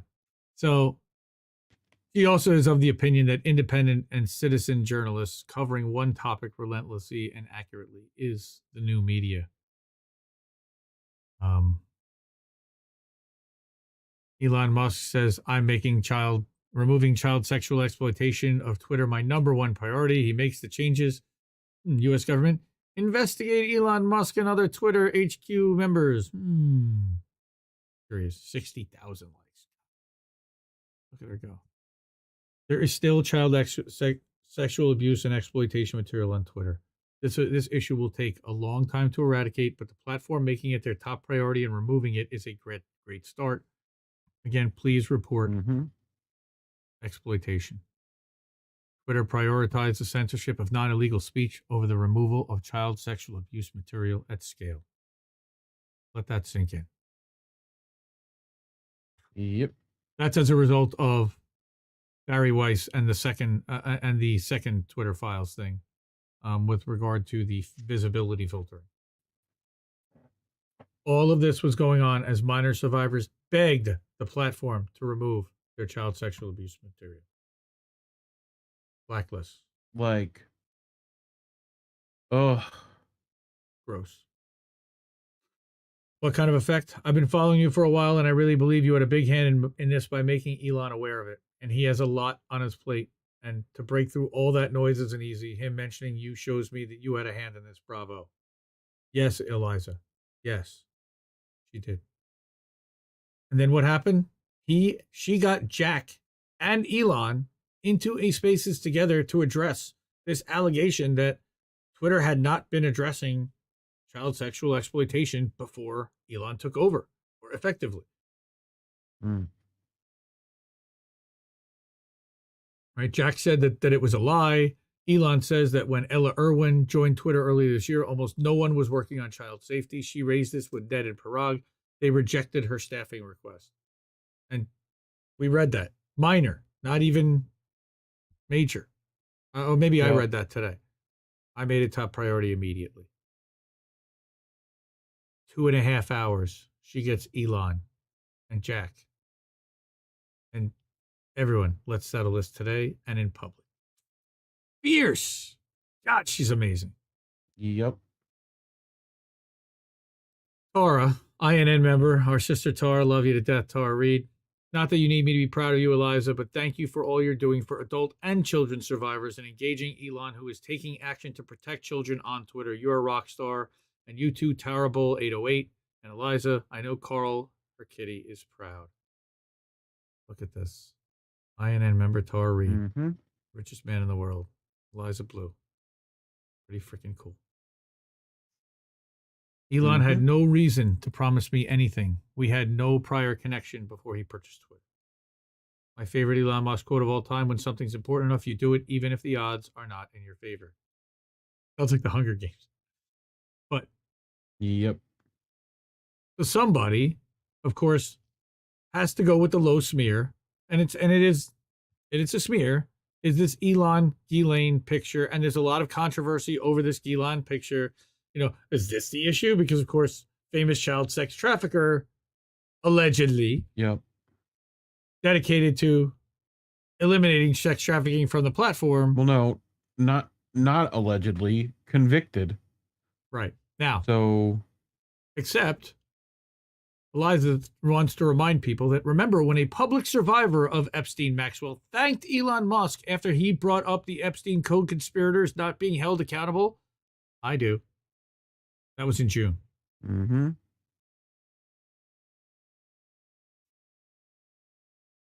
That part photograph has been addressed by literally everyone except the individuals who invited her to the party. Get new material. That photo's tired and old. The real question here is, why is she always invited to these events? Is that Deborah Messing? Don't know. And there were, again, 44,000 in a day.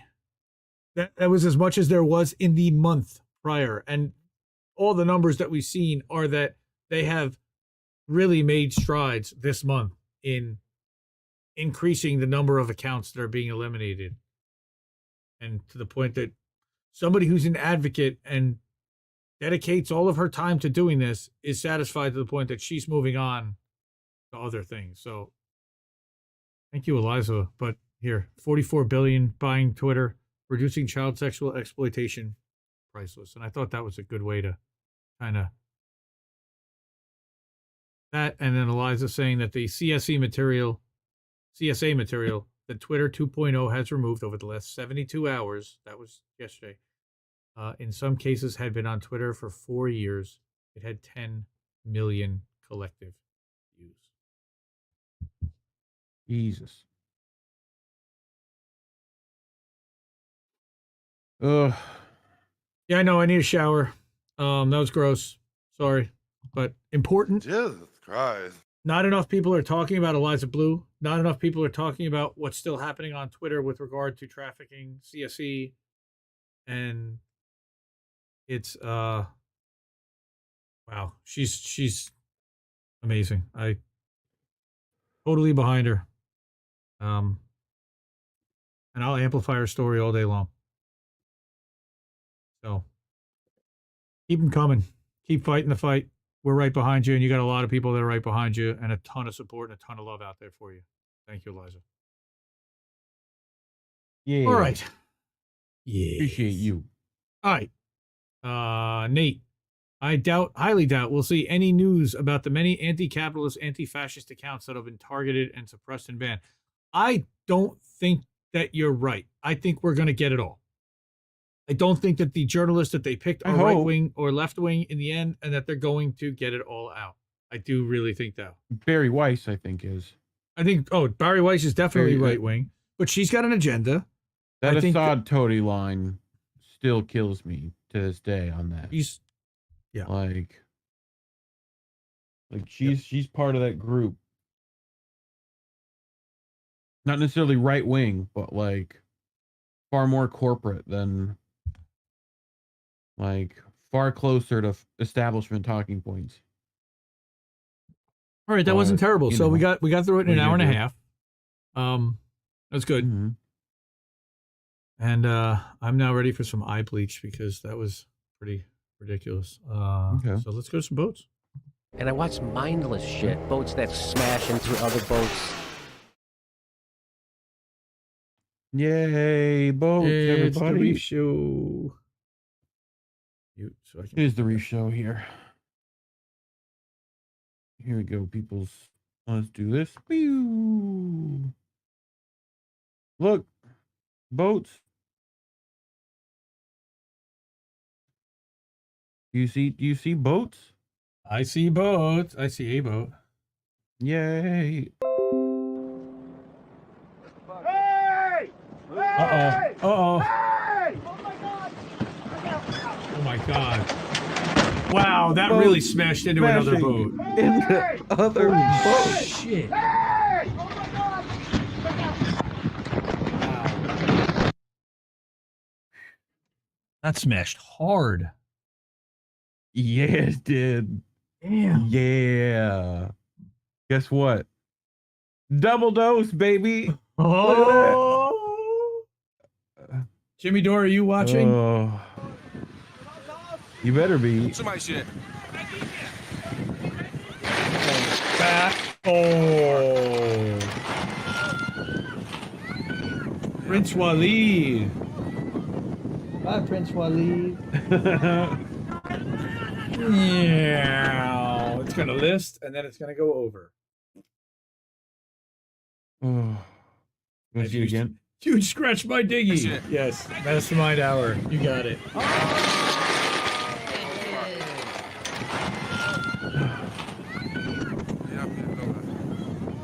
The Prince Waleed.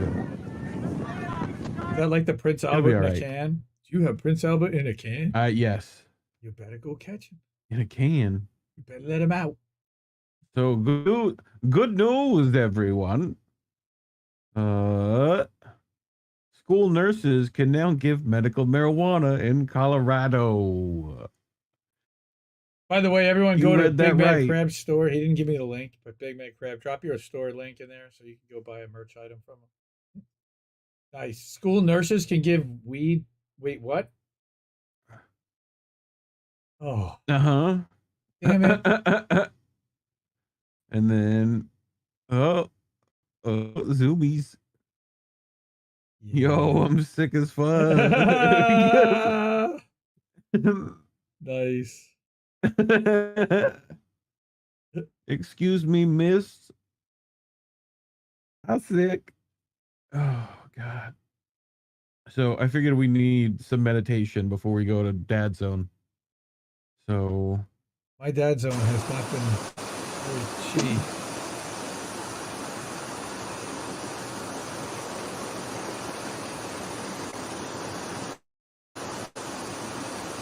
This is Indy in his bathroom. Fly over the stream. In the stream. Fly in the stream. That's supposed Glacial to runoff? Waterfall? Is that supposed to? What? Okay. I'm confused. Dude, that'll be super cold water. That looks cold. I could just put an ice cube in. That'd be super cold too. Sure. But then you wouldn't have the sick waterfall. That's true. You know? That's true. So, This one's just cute. I figured we'd start cute. This one goes in my hand. This one goes in your hand. Do not let it vanish. If I do that, you see my ball vanishes. You know. How did you do that?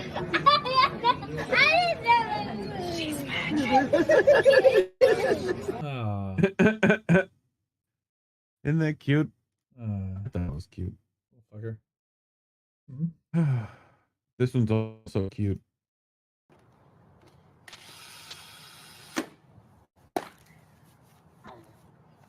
You got that one. Oh.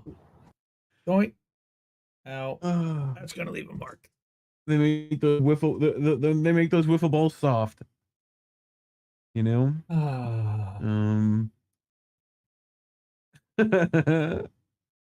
There are two types of kids. That's what this one's called. Uh-huh.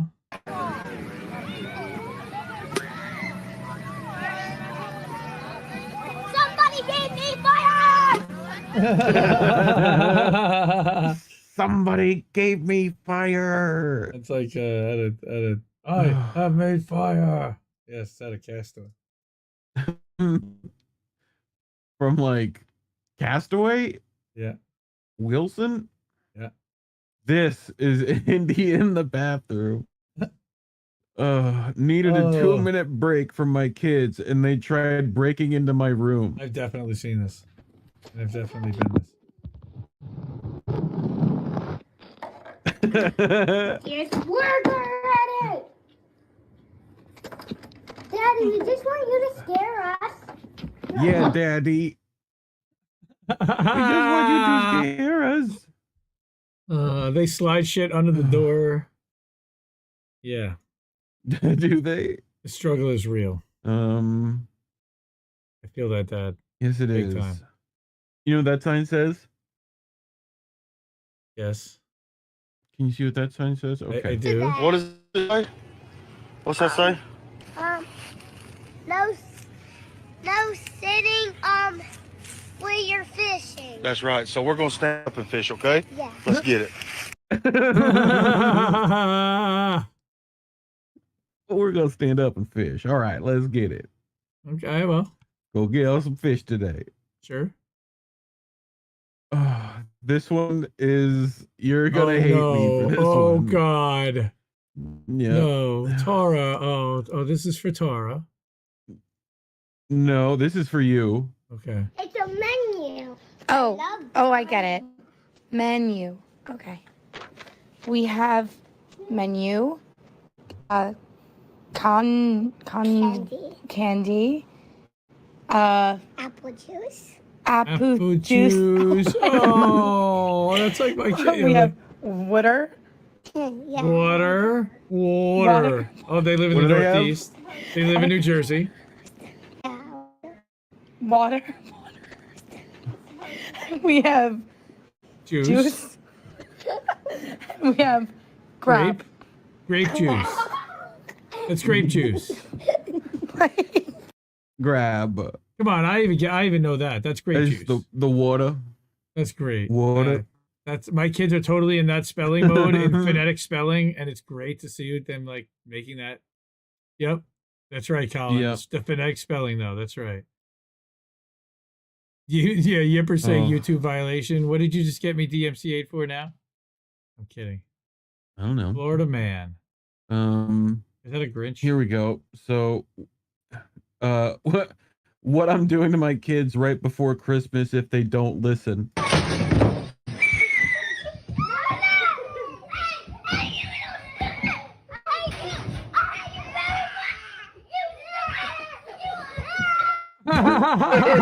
Bug. The Christmas tree. Oh shit! That's fucked up. I love the kid in the background. I hate you. So my 2-year-old literally told me what he wanted for dinner: hot dogs, tomatoes, and grapes. Went with me to the store to get it. Scanned it at self-checkout by himself. Cut up the grapes, tomatoes, and hot dog with his toddler knife.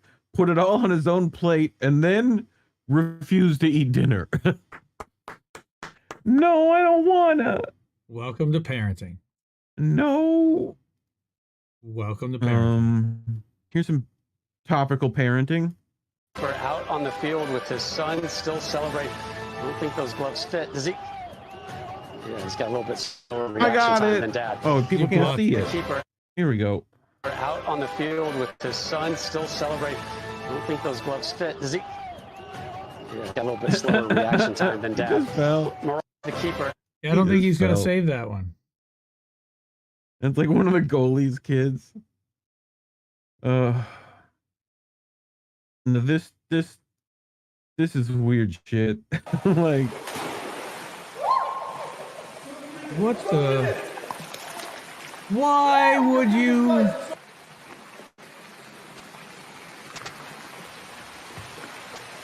Gator boy.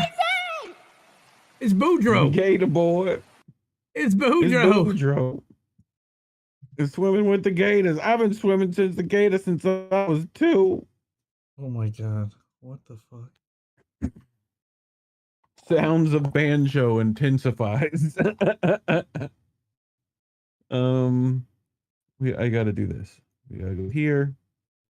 And we go to the next one. Oh, this one's good. What kind of bee makes milk? What kind of bee makes milk? Yes, boobies.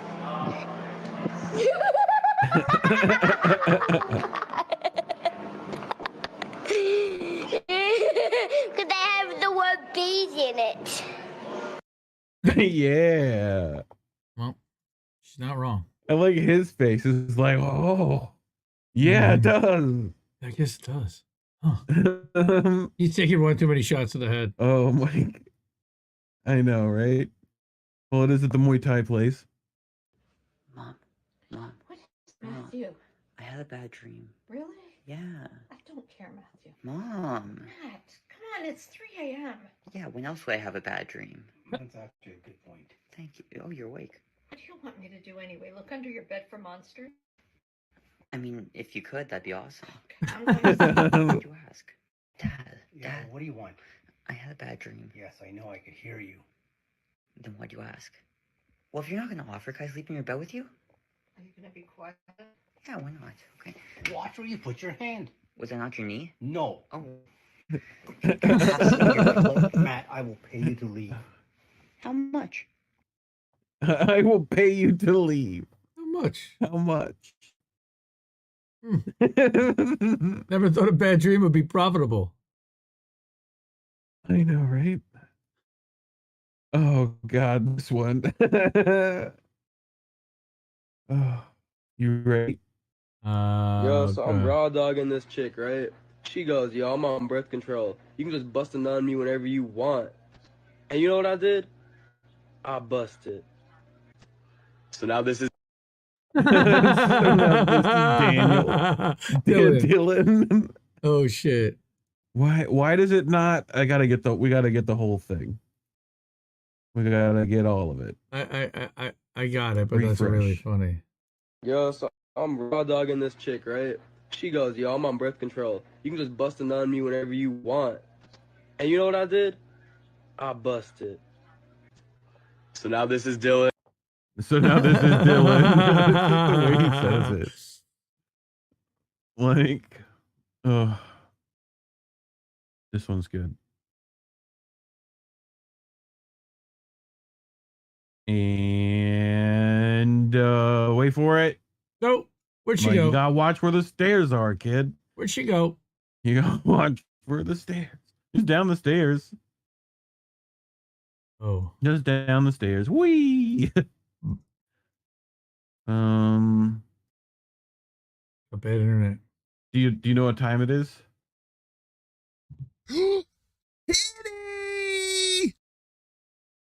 Yay, Kitty!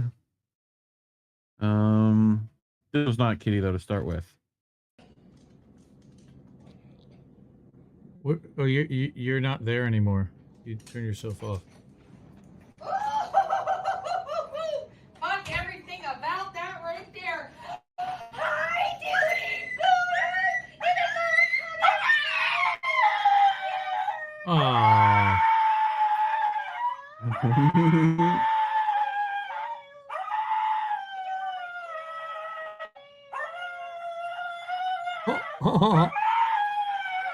That is a happy boy. Oh my god. That is happy boy. So haps. Mm-hmm. Happy Mine's doing puppers. happy dance over here too for some reason. What are you doing? What are you doing?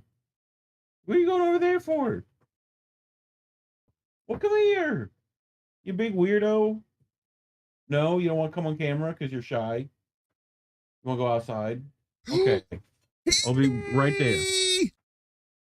No, my puppers. Puppers. Oh. Yes. Here's one.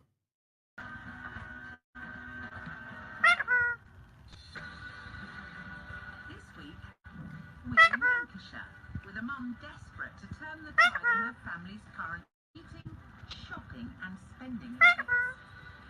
We are the Allison family!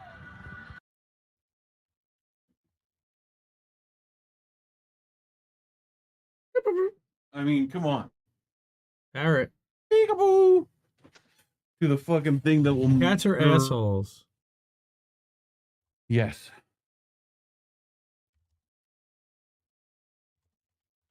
Oh, Ed. Oh, Ed. Oh, that's funny. And notice, not Chicago. Not Chicago.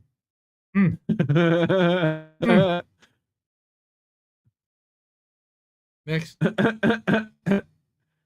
It's just funny.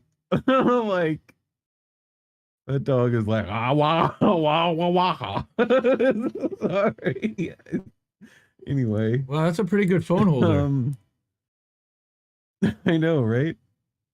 Yeah, good luck getting him to stay still. Yep. And action.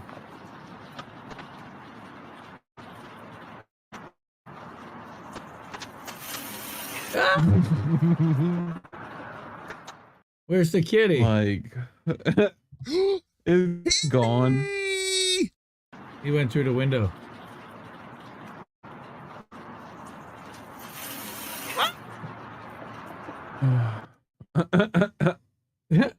It's just funny. He didn't even get wet because he was inside, but it looked like he got wet. He just jumped. This one is like, that's everything about kitty. this is like perfect kitty. Oh, big eyeballs. I gotta get ready. And I gotta do my butt wiggle, and then fucking attack. Like, everything's planned. Like, oh, this one, I gotta get the zoom right on this one. Ready? Go.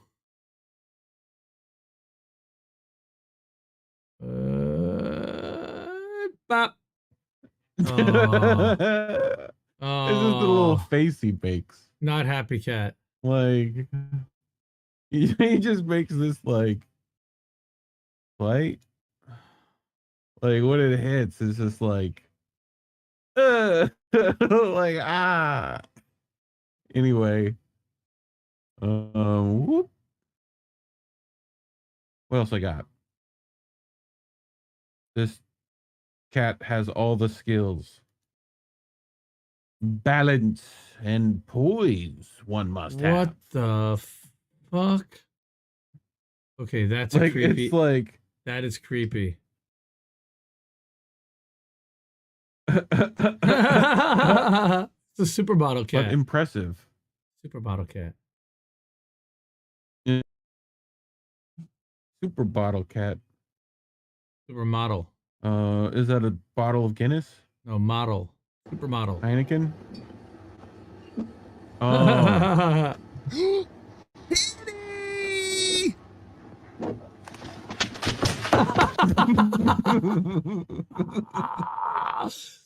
Oh, that glass went flying.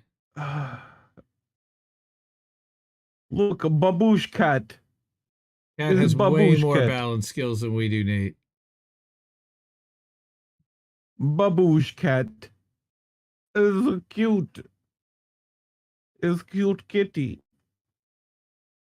What else I got? What is this one? Oh yeah, this is the one. I remember this one. With a long head, we're gonna see what he is. What the? Oh, what the fuck?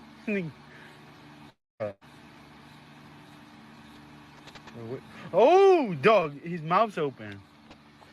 Bro, what is this? Look at that. Poke its neck. Neck. Look. Oh, fuck! I got scared. I ain't gonna lie. Bro. Poke its body. Bro, what if he attacks me? Hey, look. Why are you poking that thing? Ooh. Oh, shit! He did attack him. Hey, don't fuck with him. He did attack.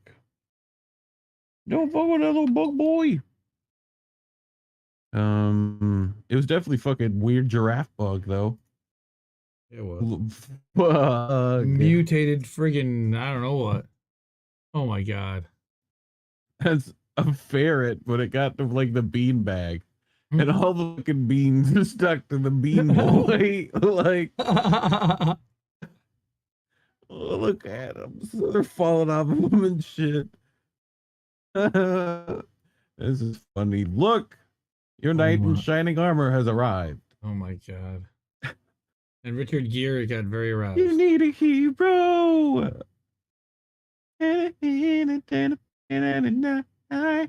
What? Why did I? No. God. Way too This close one's good. There's the poppers. They say you can give your dog an egg, and they know to be gentle with it. There's no way this will work. Come on, Bobby. Okay, so I'm gonna give my dog an egg, and supposedly, wait, supposedly he knows how to take care of it. Let's go.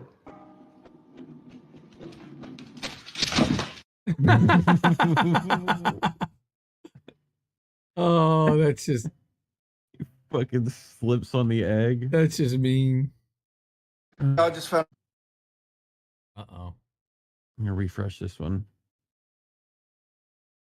Hey. Okay, here we go. Hey, y'all, just found out my wife's been cheating on me. What? Say what you just said. I'm gonna be back in an hour max. Yeah, my name's John. My name's John. It's a dad joke. It's a dad joke. And that's a bad one. It is a bad one. Pause. Return. Sound. Action. Ruh-roh. Ruh-roh. Ah,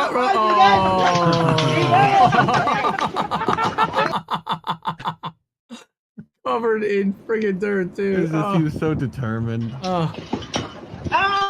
forgot. That is just priceless. Wow. Next time, you'll learn how not to push the wheelbarrow up the hill. This guy's great. How to get any girl's attention at a party. Quick glance, smile, look at a friend, take a drink, look away, and bring them back. Flare the nostrils, soften it, bite the lip, harder. The chest, mating call. Look away. Look at your watch. Is that a fly? And we're back. Smolder. Cross-eyed. Hard to get. Bite. Laugh. And gone. Add some mystery. Now baby face. Dance. Slow it down. And peacock. Bigger. She's all yours.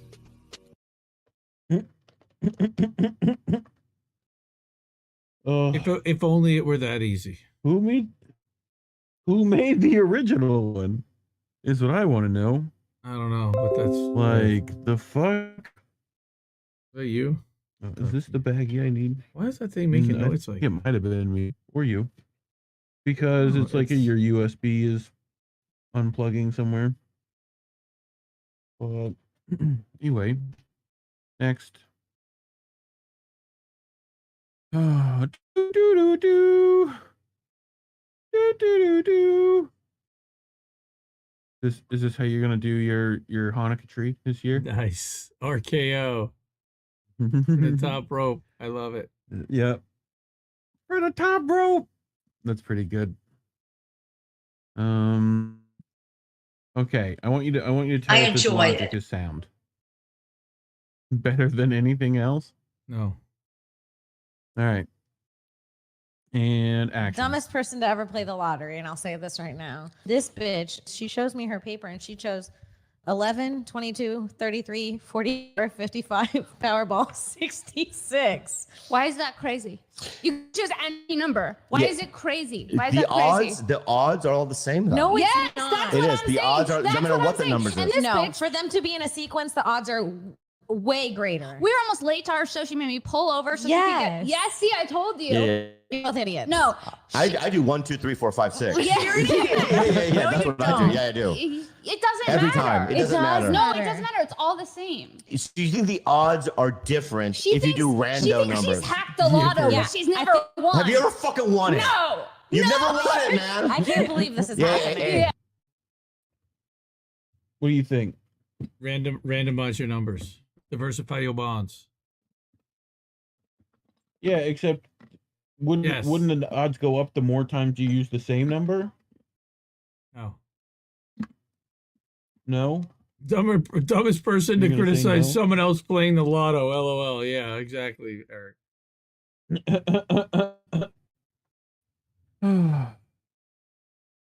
Right. This one. That's pretty funny. Bobby Lee. Bobby Lee. Y'all, Right. it's a trend going on. Everybody burning Bensalaga. You know what I'm saying? And you know your boy. What are they burning? Bensalaga. Bensalagas. Bensalaga. Yep. That's what I heard. You know your boy. That's all I wear at Bensalagas, man. That's all I wear is Bensalagas. I even mow the yard in Bensalagas. And guess what came in today? $22,000 worth of Bensalaga. Bensalagas. So what Gonna should burn I 'em do? all? Should I burn them or what? I love it. If I burn them, what I'm gonna wear? So if I How burn much are them, what those I'm gonna wear? damn shoes? Wish So I if you knew. want me to burn all my Bensalagas, My cash out Bensalagas? me $5,000. Until then, how they look on me? 5,000. How they look? Chime in, let me know how I look. I'm about to head to the bar. I'll let your boyfriend. It looks like your IQ is far lower than what's in your wallet. Yes, Ed. I think he is mispronouncing Balenciaga. Balenciaga. Bensalaga. Yep. It's I wear That's nothing exactly but what it is. Bensalaga. I love it. It's Bensalaga. Bensalaga. It's Bensalaga. You look Ugh. $5,000 stupider. Yeah, that's right. Okay. You Yep. sound like an old dad boomer. Pull up your pants. But that's because you are an old dad boomer.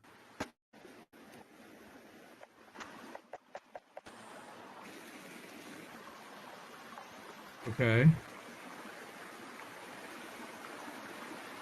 7 spices, cumin, black pepper, salt.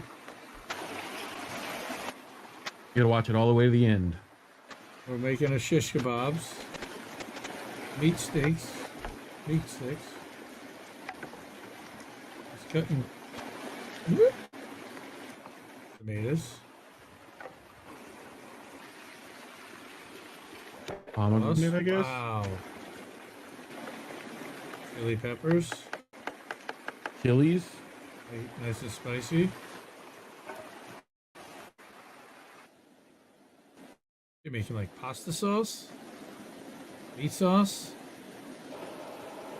That looks delicious already.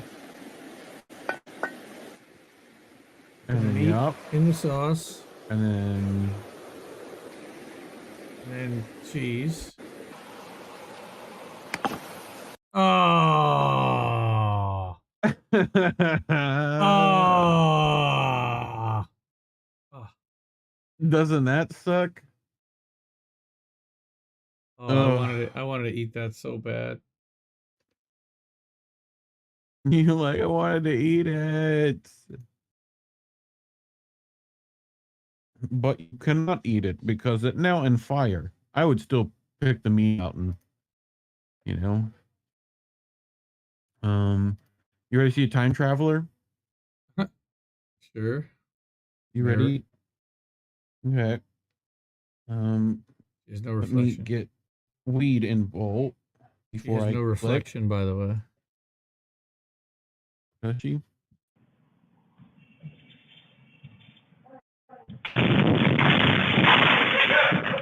What? Oh, I am back from future.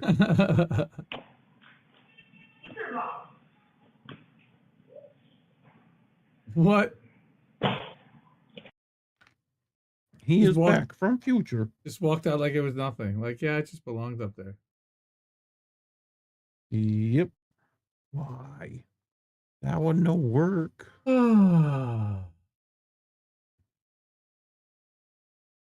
we go. And action. He did break.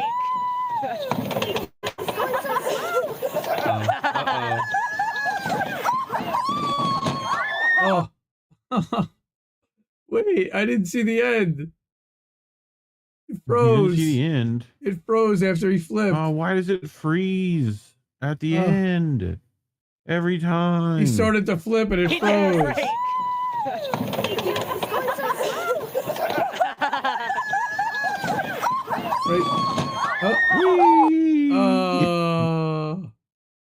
Oh, nice flip. East German judge definitely gets a 9. The East German one, huh? Yeah. Favorite dish. My favorite dish. I like mugs because they're very comfortable in your hand and they hold things that you don't have to touch. So, you know, coffee or hot tea. What? Favorite dish? Well, coffee is food It's a to mug. me. Coffee is life. My favorite dish is a mug. Coffee Yeah, is but she life said to me. mug. Yes, I know. Coffee is life. So is this how Savvy Sabs got her bangs? By the way, that's marriage material right there. That girl. Is it? The last one. Yeah. The mug? Yeah, the mug. this Ladies and is how gentlemen, Savvy the got next her bangs, VP. Oh, everybody. Dingo. Dingo has it nailed. Yes. Uh-oh. Doobie doobie doo. It froze. Did it freeze? Better not have. Now Would we're it have going. restarted?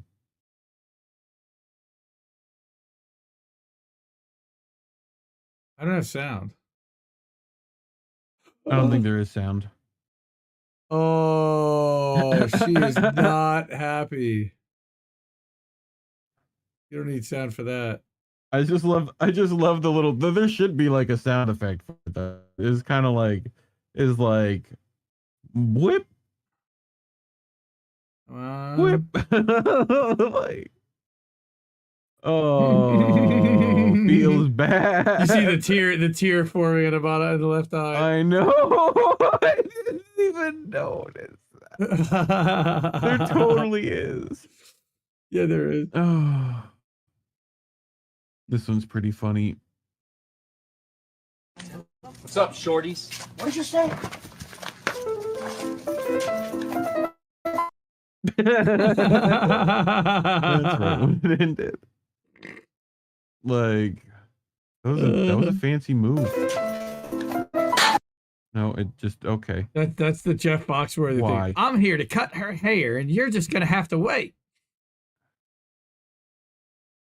Oh my god. Why?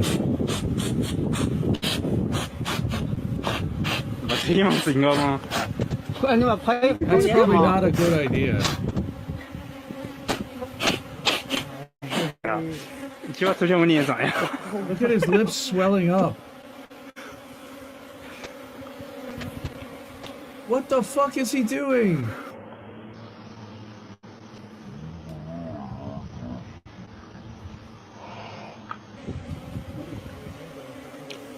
Oh my god!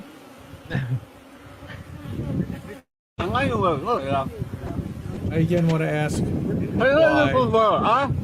我不吃，我不敢吃。小泡菜。Yo. This one just said, what the hell they got going on in Ohio? Yo. Why Ohio? I don't get it. Misty. So, do you know who this gentleman is? No. Do you recognize this guy? So this is KSI, okay? And he's doing a subathon. He's trying to get 13 million subs. Okay? Let's go, we did it. We did it, y'all. We did it. We did it.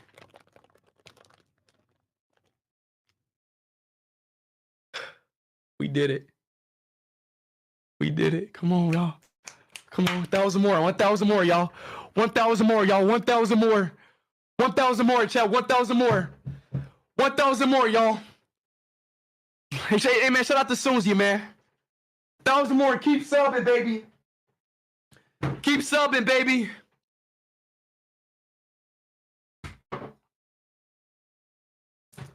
$13 million, baby. We did it. We did it, bro.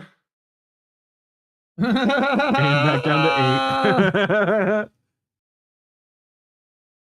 8. Back down to 8, back down to 7. Wait, what? Like his fucking face. Like that. What the fuck? That's hilarious. They all started unsubbing. Yep. Well, that's yeah. Is this an OSHA violation or an Ocean violation? If you know what I'm saying. That looks like that You know would what I'm not saying? be very safe. I would not want to be changing that. That's fine. I mean, if you tip over, you just like fall in the water, right? Ugh. You know? So just think they've already been out and up. Hope you can swim. And it looks like it's like tipping over. You know? Good structural integrity. This one's just called Christmas cleaning.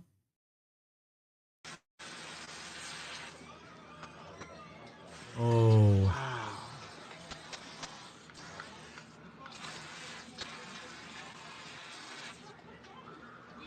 Ew. Insane. Ew. Those living behind the picture? Why don't you just take the fucking picture off the wall? Why don't you just burn the house down? Well, like, yeah. You know? Ew. Is which one's worse? That one or this one? Oh, bro. Oh. Ooh. I think the first one's worse. You think the first one's worse? Yeah. Okay. Oh, this one's great. This is more wife material. Tried what's up, dog, on Foreign Girlfriend Part 2. Oh, that's not going to go well. Pass me the up dog. Yeah, I got you, bro. No. Can you pass me the up dog? Who? Not who. Asked. Dude. Okay. You're very cute, but can you pass me the up dog? What? Up dog? Can you pass me it? Do you want me to put my hand in your ass? No, what? What? What the hell kind of up dog is she talking about? I don't know no up dog that talks It's like a lot that. different than downward dog. You know? Anthony says bugs are chill. I fucking You want to see some rally? I hate bugs with a passion. Bugs are chill. I fucking hate bugs. Oh my god. Oh, this shit's crazy. Anti-jump.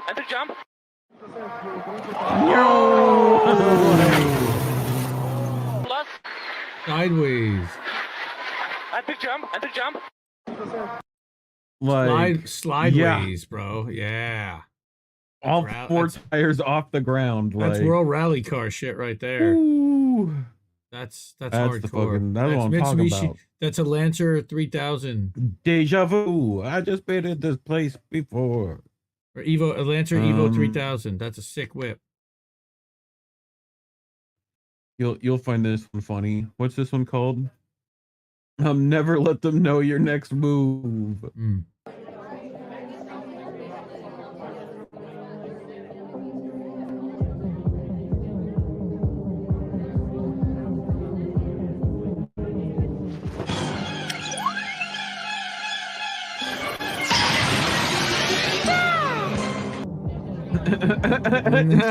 The fire Pokemon. Oh, that's an interesting lighter. Yep.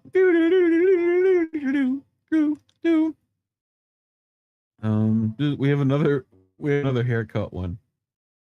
Oh, this one's so good. Like, we go in here.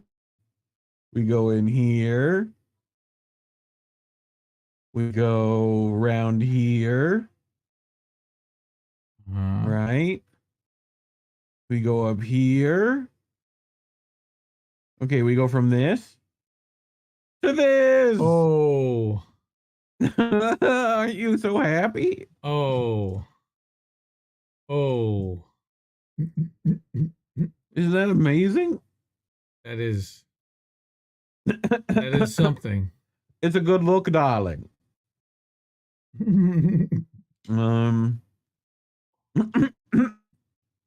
Getting off the elevator is what this one's called. Like, you got businessman number 1, businessman number 2 with coffee. Like, all 4 things of coffee. Right? We'll skip forward a little bit. Right to when they get down to the first floor.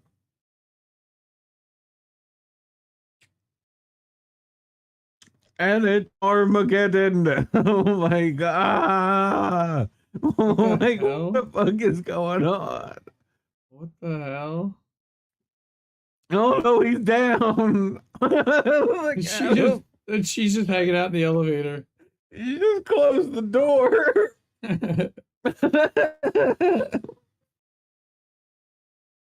Like, there's a typhoon happening outside. So, a bit of a theme with the next stuff, right? So, every time I say it's cold in Florida, all you North motherfuckers are like, no, you don't know. You don't know. Well, you don't know. Right? Fiorella's experiencing. Welcome to Russia. Fiorella's experiencing some. Welcome to Russia. Yeah. Look, it's Fee.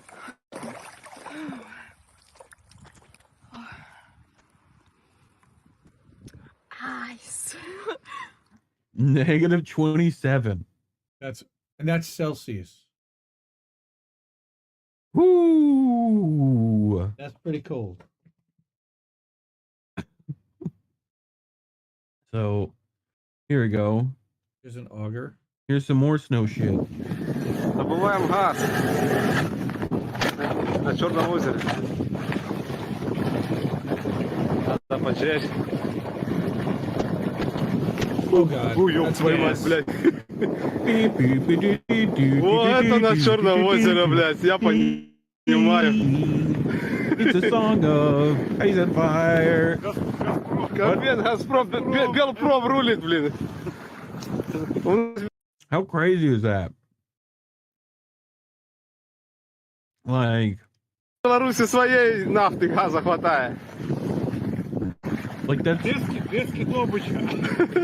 That's ice on fire and liquid fire. Yep.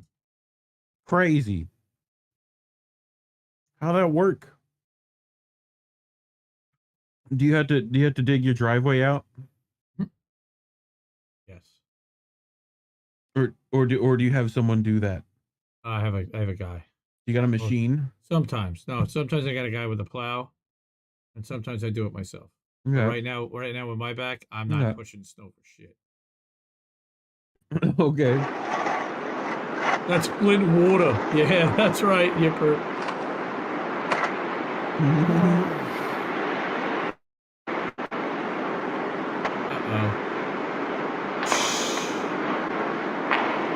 Just got the fucking snow. Just got it all done. Yep, dumping right down. Boom! I knew that was happening. Boom. That was right out of Grumpy Old Men. Was it? Is that the Nord Stream? Jeez. So in Russia, freezer burns you. Yeah. Not braking properly on snow. Ouch.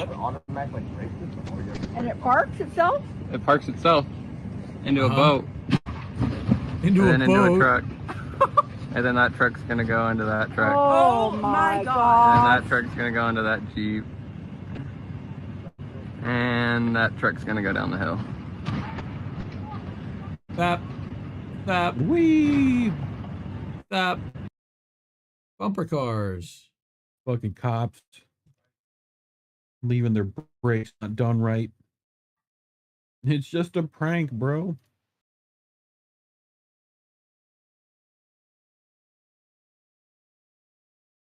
What? Oh my god. Yeah, that's a lot of fire. That's a lot of fire. I would be really pissed if somebody did that to me. Right? After I got over the multiple fucking third-degree burns. Jesus. I love how it always just doesn't load the last little bit. You know? I wonder what that is. They're going pretty fast. That's pretty fast. It's about 120 miles an hour.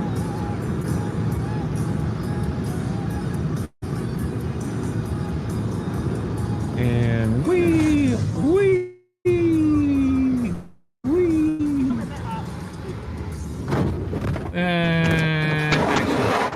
That's the part of the video. Just they're on their roof now. Mm-hmm. Like, at least they're sliding. He didn't have to worry about shitting his pants anyway. Nice. Nice. Well, we know how we end things. Oh boy. Thanks. Let's get to it. Oh boy. Oh boy.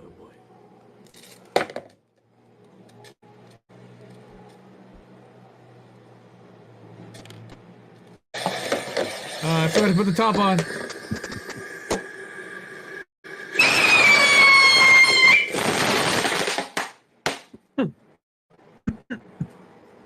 Oh shit, what did I do? Oh, grandma's gonna kill me about her Tupperware. What's this one?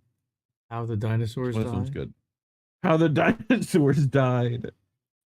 This is not good. They're not gonna make it.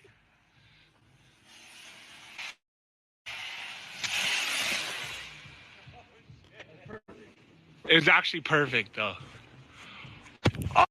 Oh, how? How to do that? I think they attached fireworks to like plastic dinosaurs. Wow. And then that melted and came back. Here's a good one. Rocketry, folks. Wee. Uh-oh. Boom! Holy shit. I think we've done that one before. But Oh, I that's love great. that one. Have we done this one before? Probably. No В grenades. гранатах производства Зевс, которые к нам приехали. Отличительная особенность этих гранат, они будут очень антуражно смотреться в ваших подсумках. Goes in the holder. Oh no! Did he pull the When you pin? have it here, you put the lid on. Okay, and there Для you того, go. чтобы они сработали, значит, мы отгибаем усики, вытаскиваем. You pull the pin, and you make sure that the thumb, like your thing, doesn't fly off. Oh shit! Oh my god! Вы с ума сошли, что ли? There was somebody in there. Victory. Oh my god! Like dude, that's funny. That's very funny. Oh, There we so go. this is in Moscow. Live. Happened 2 days ago. Shopping center explosion. FYI. Damn. Oh my god.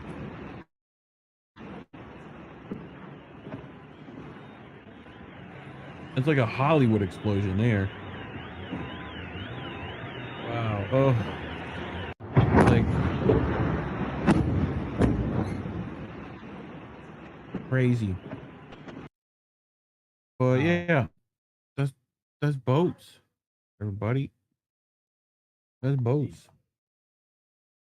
Go back. There we go. All right. All righty then. So this week, tomorrow, we've got a very special stream for Tara. I believe it's going to be either 9 or 10 p.m. I think it's 10 p.m. Eastern. She's going to have Ambassador to the UN, Dmitry Polyansky, with Dan Kovalik.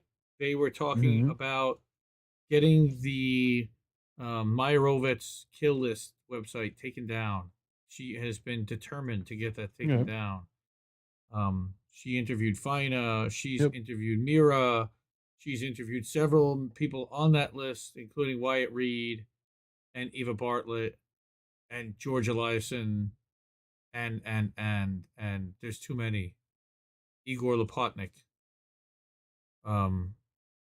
Maria also. So tomorrow night, 9:00. Tuesday night, I don't know what we're going to do as far as Crab and Jesse's show, but Class War Consciousness at some point will be happening. Jesse was on Hardlands this week. If you missed that, please go check that out. Good. That was so good. I mean, he played a song and then he read Between the Lines, which was an incredible reading of that. And he talked about INN and his show American Tradition, and that was just awesome. And then Wednesday, INN News with Reef and Colin. Don't know if they have any other guests planned, but definitely check out the segments with Sabby last week. Either. We've been working on them. We've got some ones lined up for future. Yep. Ones after Christmas that are going to be real nice. Lauren's got that secret show that's going on after midnight on Saturday nights. And then, of course, we'll be back here next Sunday night for How Did We Miss That? And again, we'll probably go over the Twitter file stuff. There is still the chance that the railroad guys are going to go on strike on the 13th. I think it's tomorrow. So hopefully, fingers crossed, they decide that they want to do that. We're behind them, whatever they decide to do. We understand that they're taking a tremendous risk, and we're not asking them to do that, blind, and that we don't want to see them lose their jobs, lose their health care, and not be able to feed their families while they're doing that. So they need to be protected if they want to go on strike. They already voted to do so. Now we need to let them do it. And they have the strike funds. They have everything in place to be able to do that. But I think we are... Anything else you wanted to... Big Mad Crab has a merch shop. We also have a merch shop. So everybody go buy some merch. Go. INN also has a shop. IndieNews.Shop, I believe, is the INN link. You again, go to IndieNews.Network. You can find the shop link. Go to independentleft.media. You can find all my links. And you can go to the shops and you can buy yourself some merch. and we're going to be adding some more stuff there. But thank you again. This is a good show. Appreciate you sticking with me through all the Eliza stuff. I know it was kind of tough material. They got a lot of stuff, and they're still working on getting more. There's still a lot of work to be done, but give her a follow, shout her out, thank her for what she's been doing. She's been doing great stuff. And in the meantime, I'm going to say to question everyone, keep questioning everyone's motivations, everybody, and thank you so much. And I'll see you next week. Keep listening to what little birds have to tell you. Good night, fam.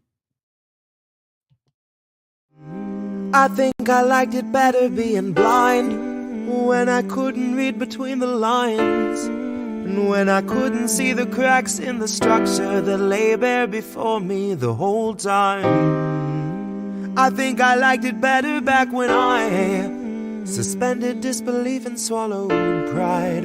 I thought I knew the difference in the red from the blue, but they both bleed us so dry. They both bleed us so dry. My favorite songs don't hit the same way. I get to the end of a 4-minute track and I'm only looking back thinking,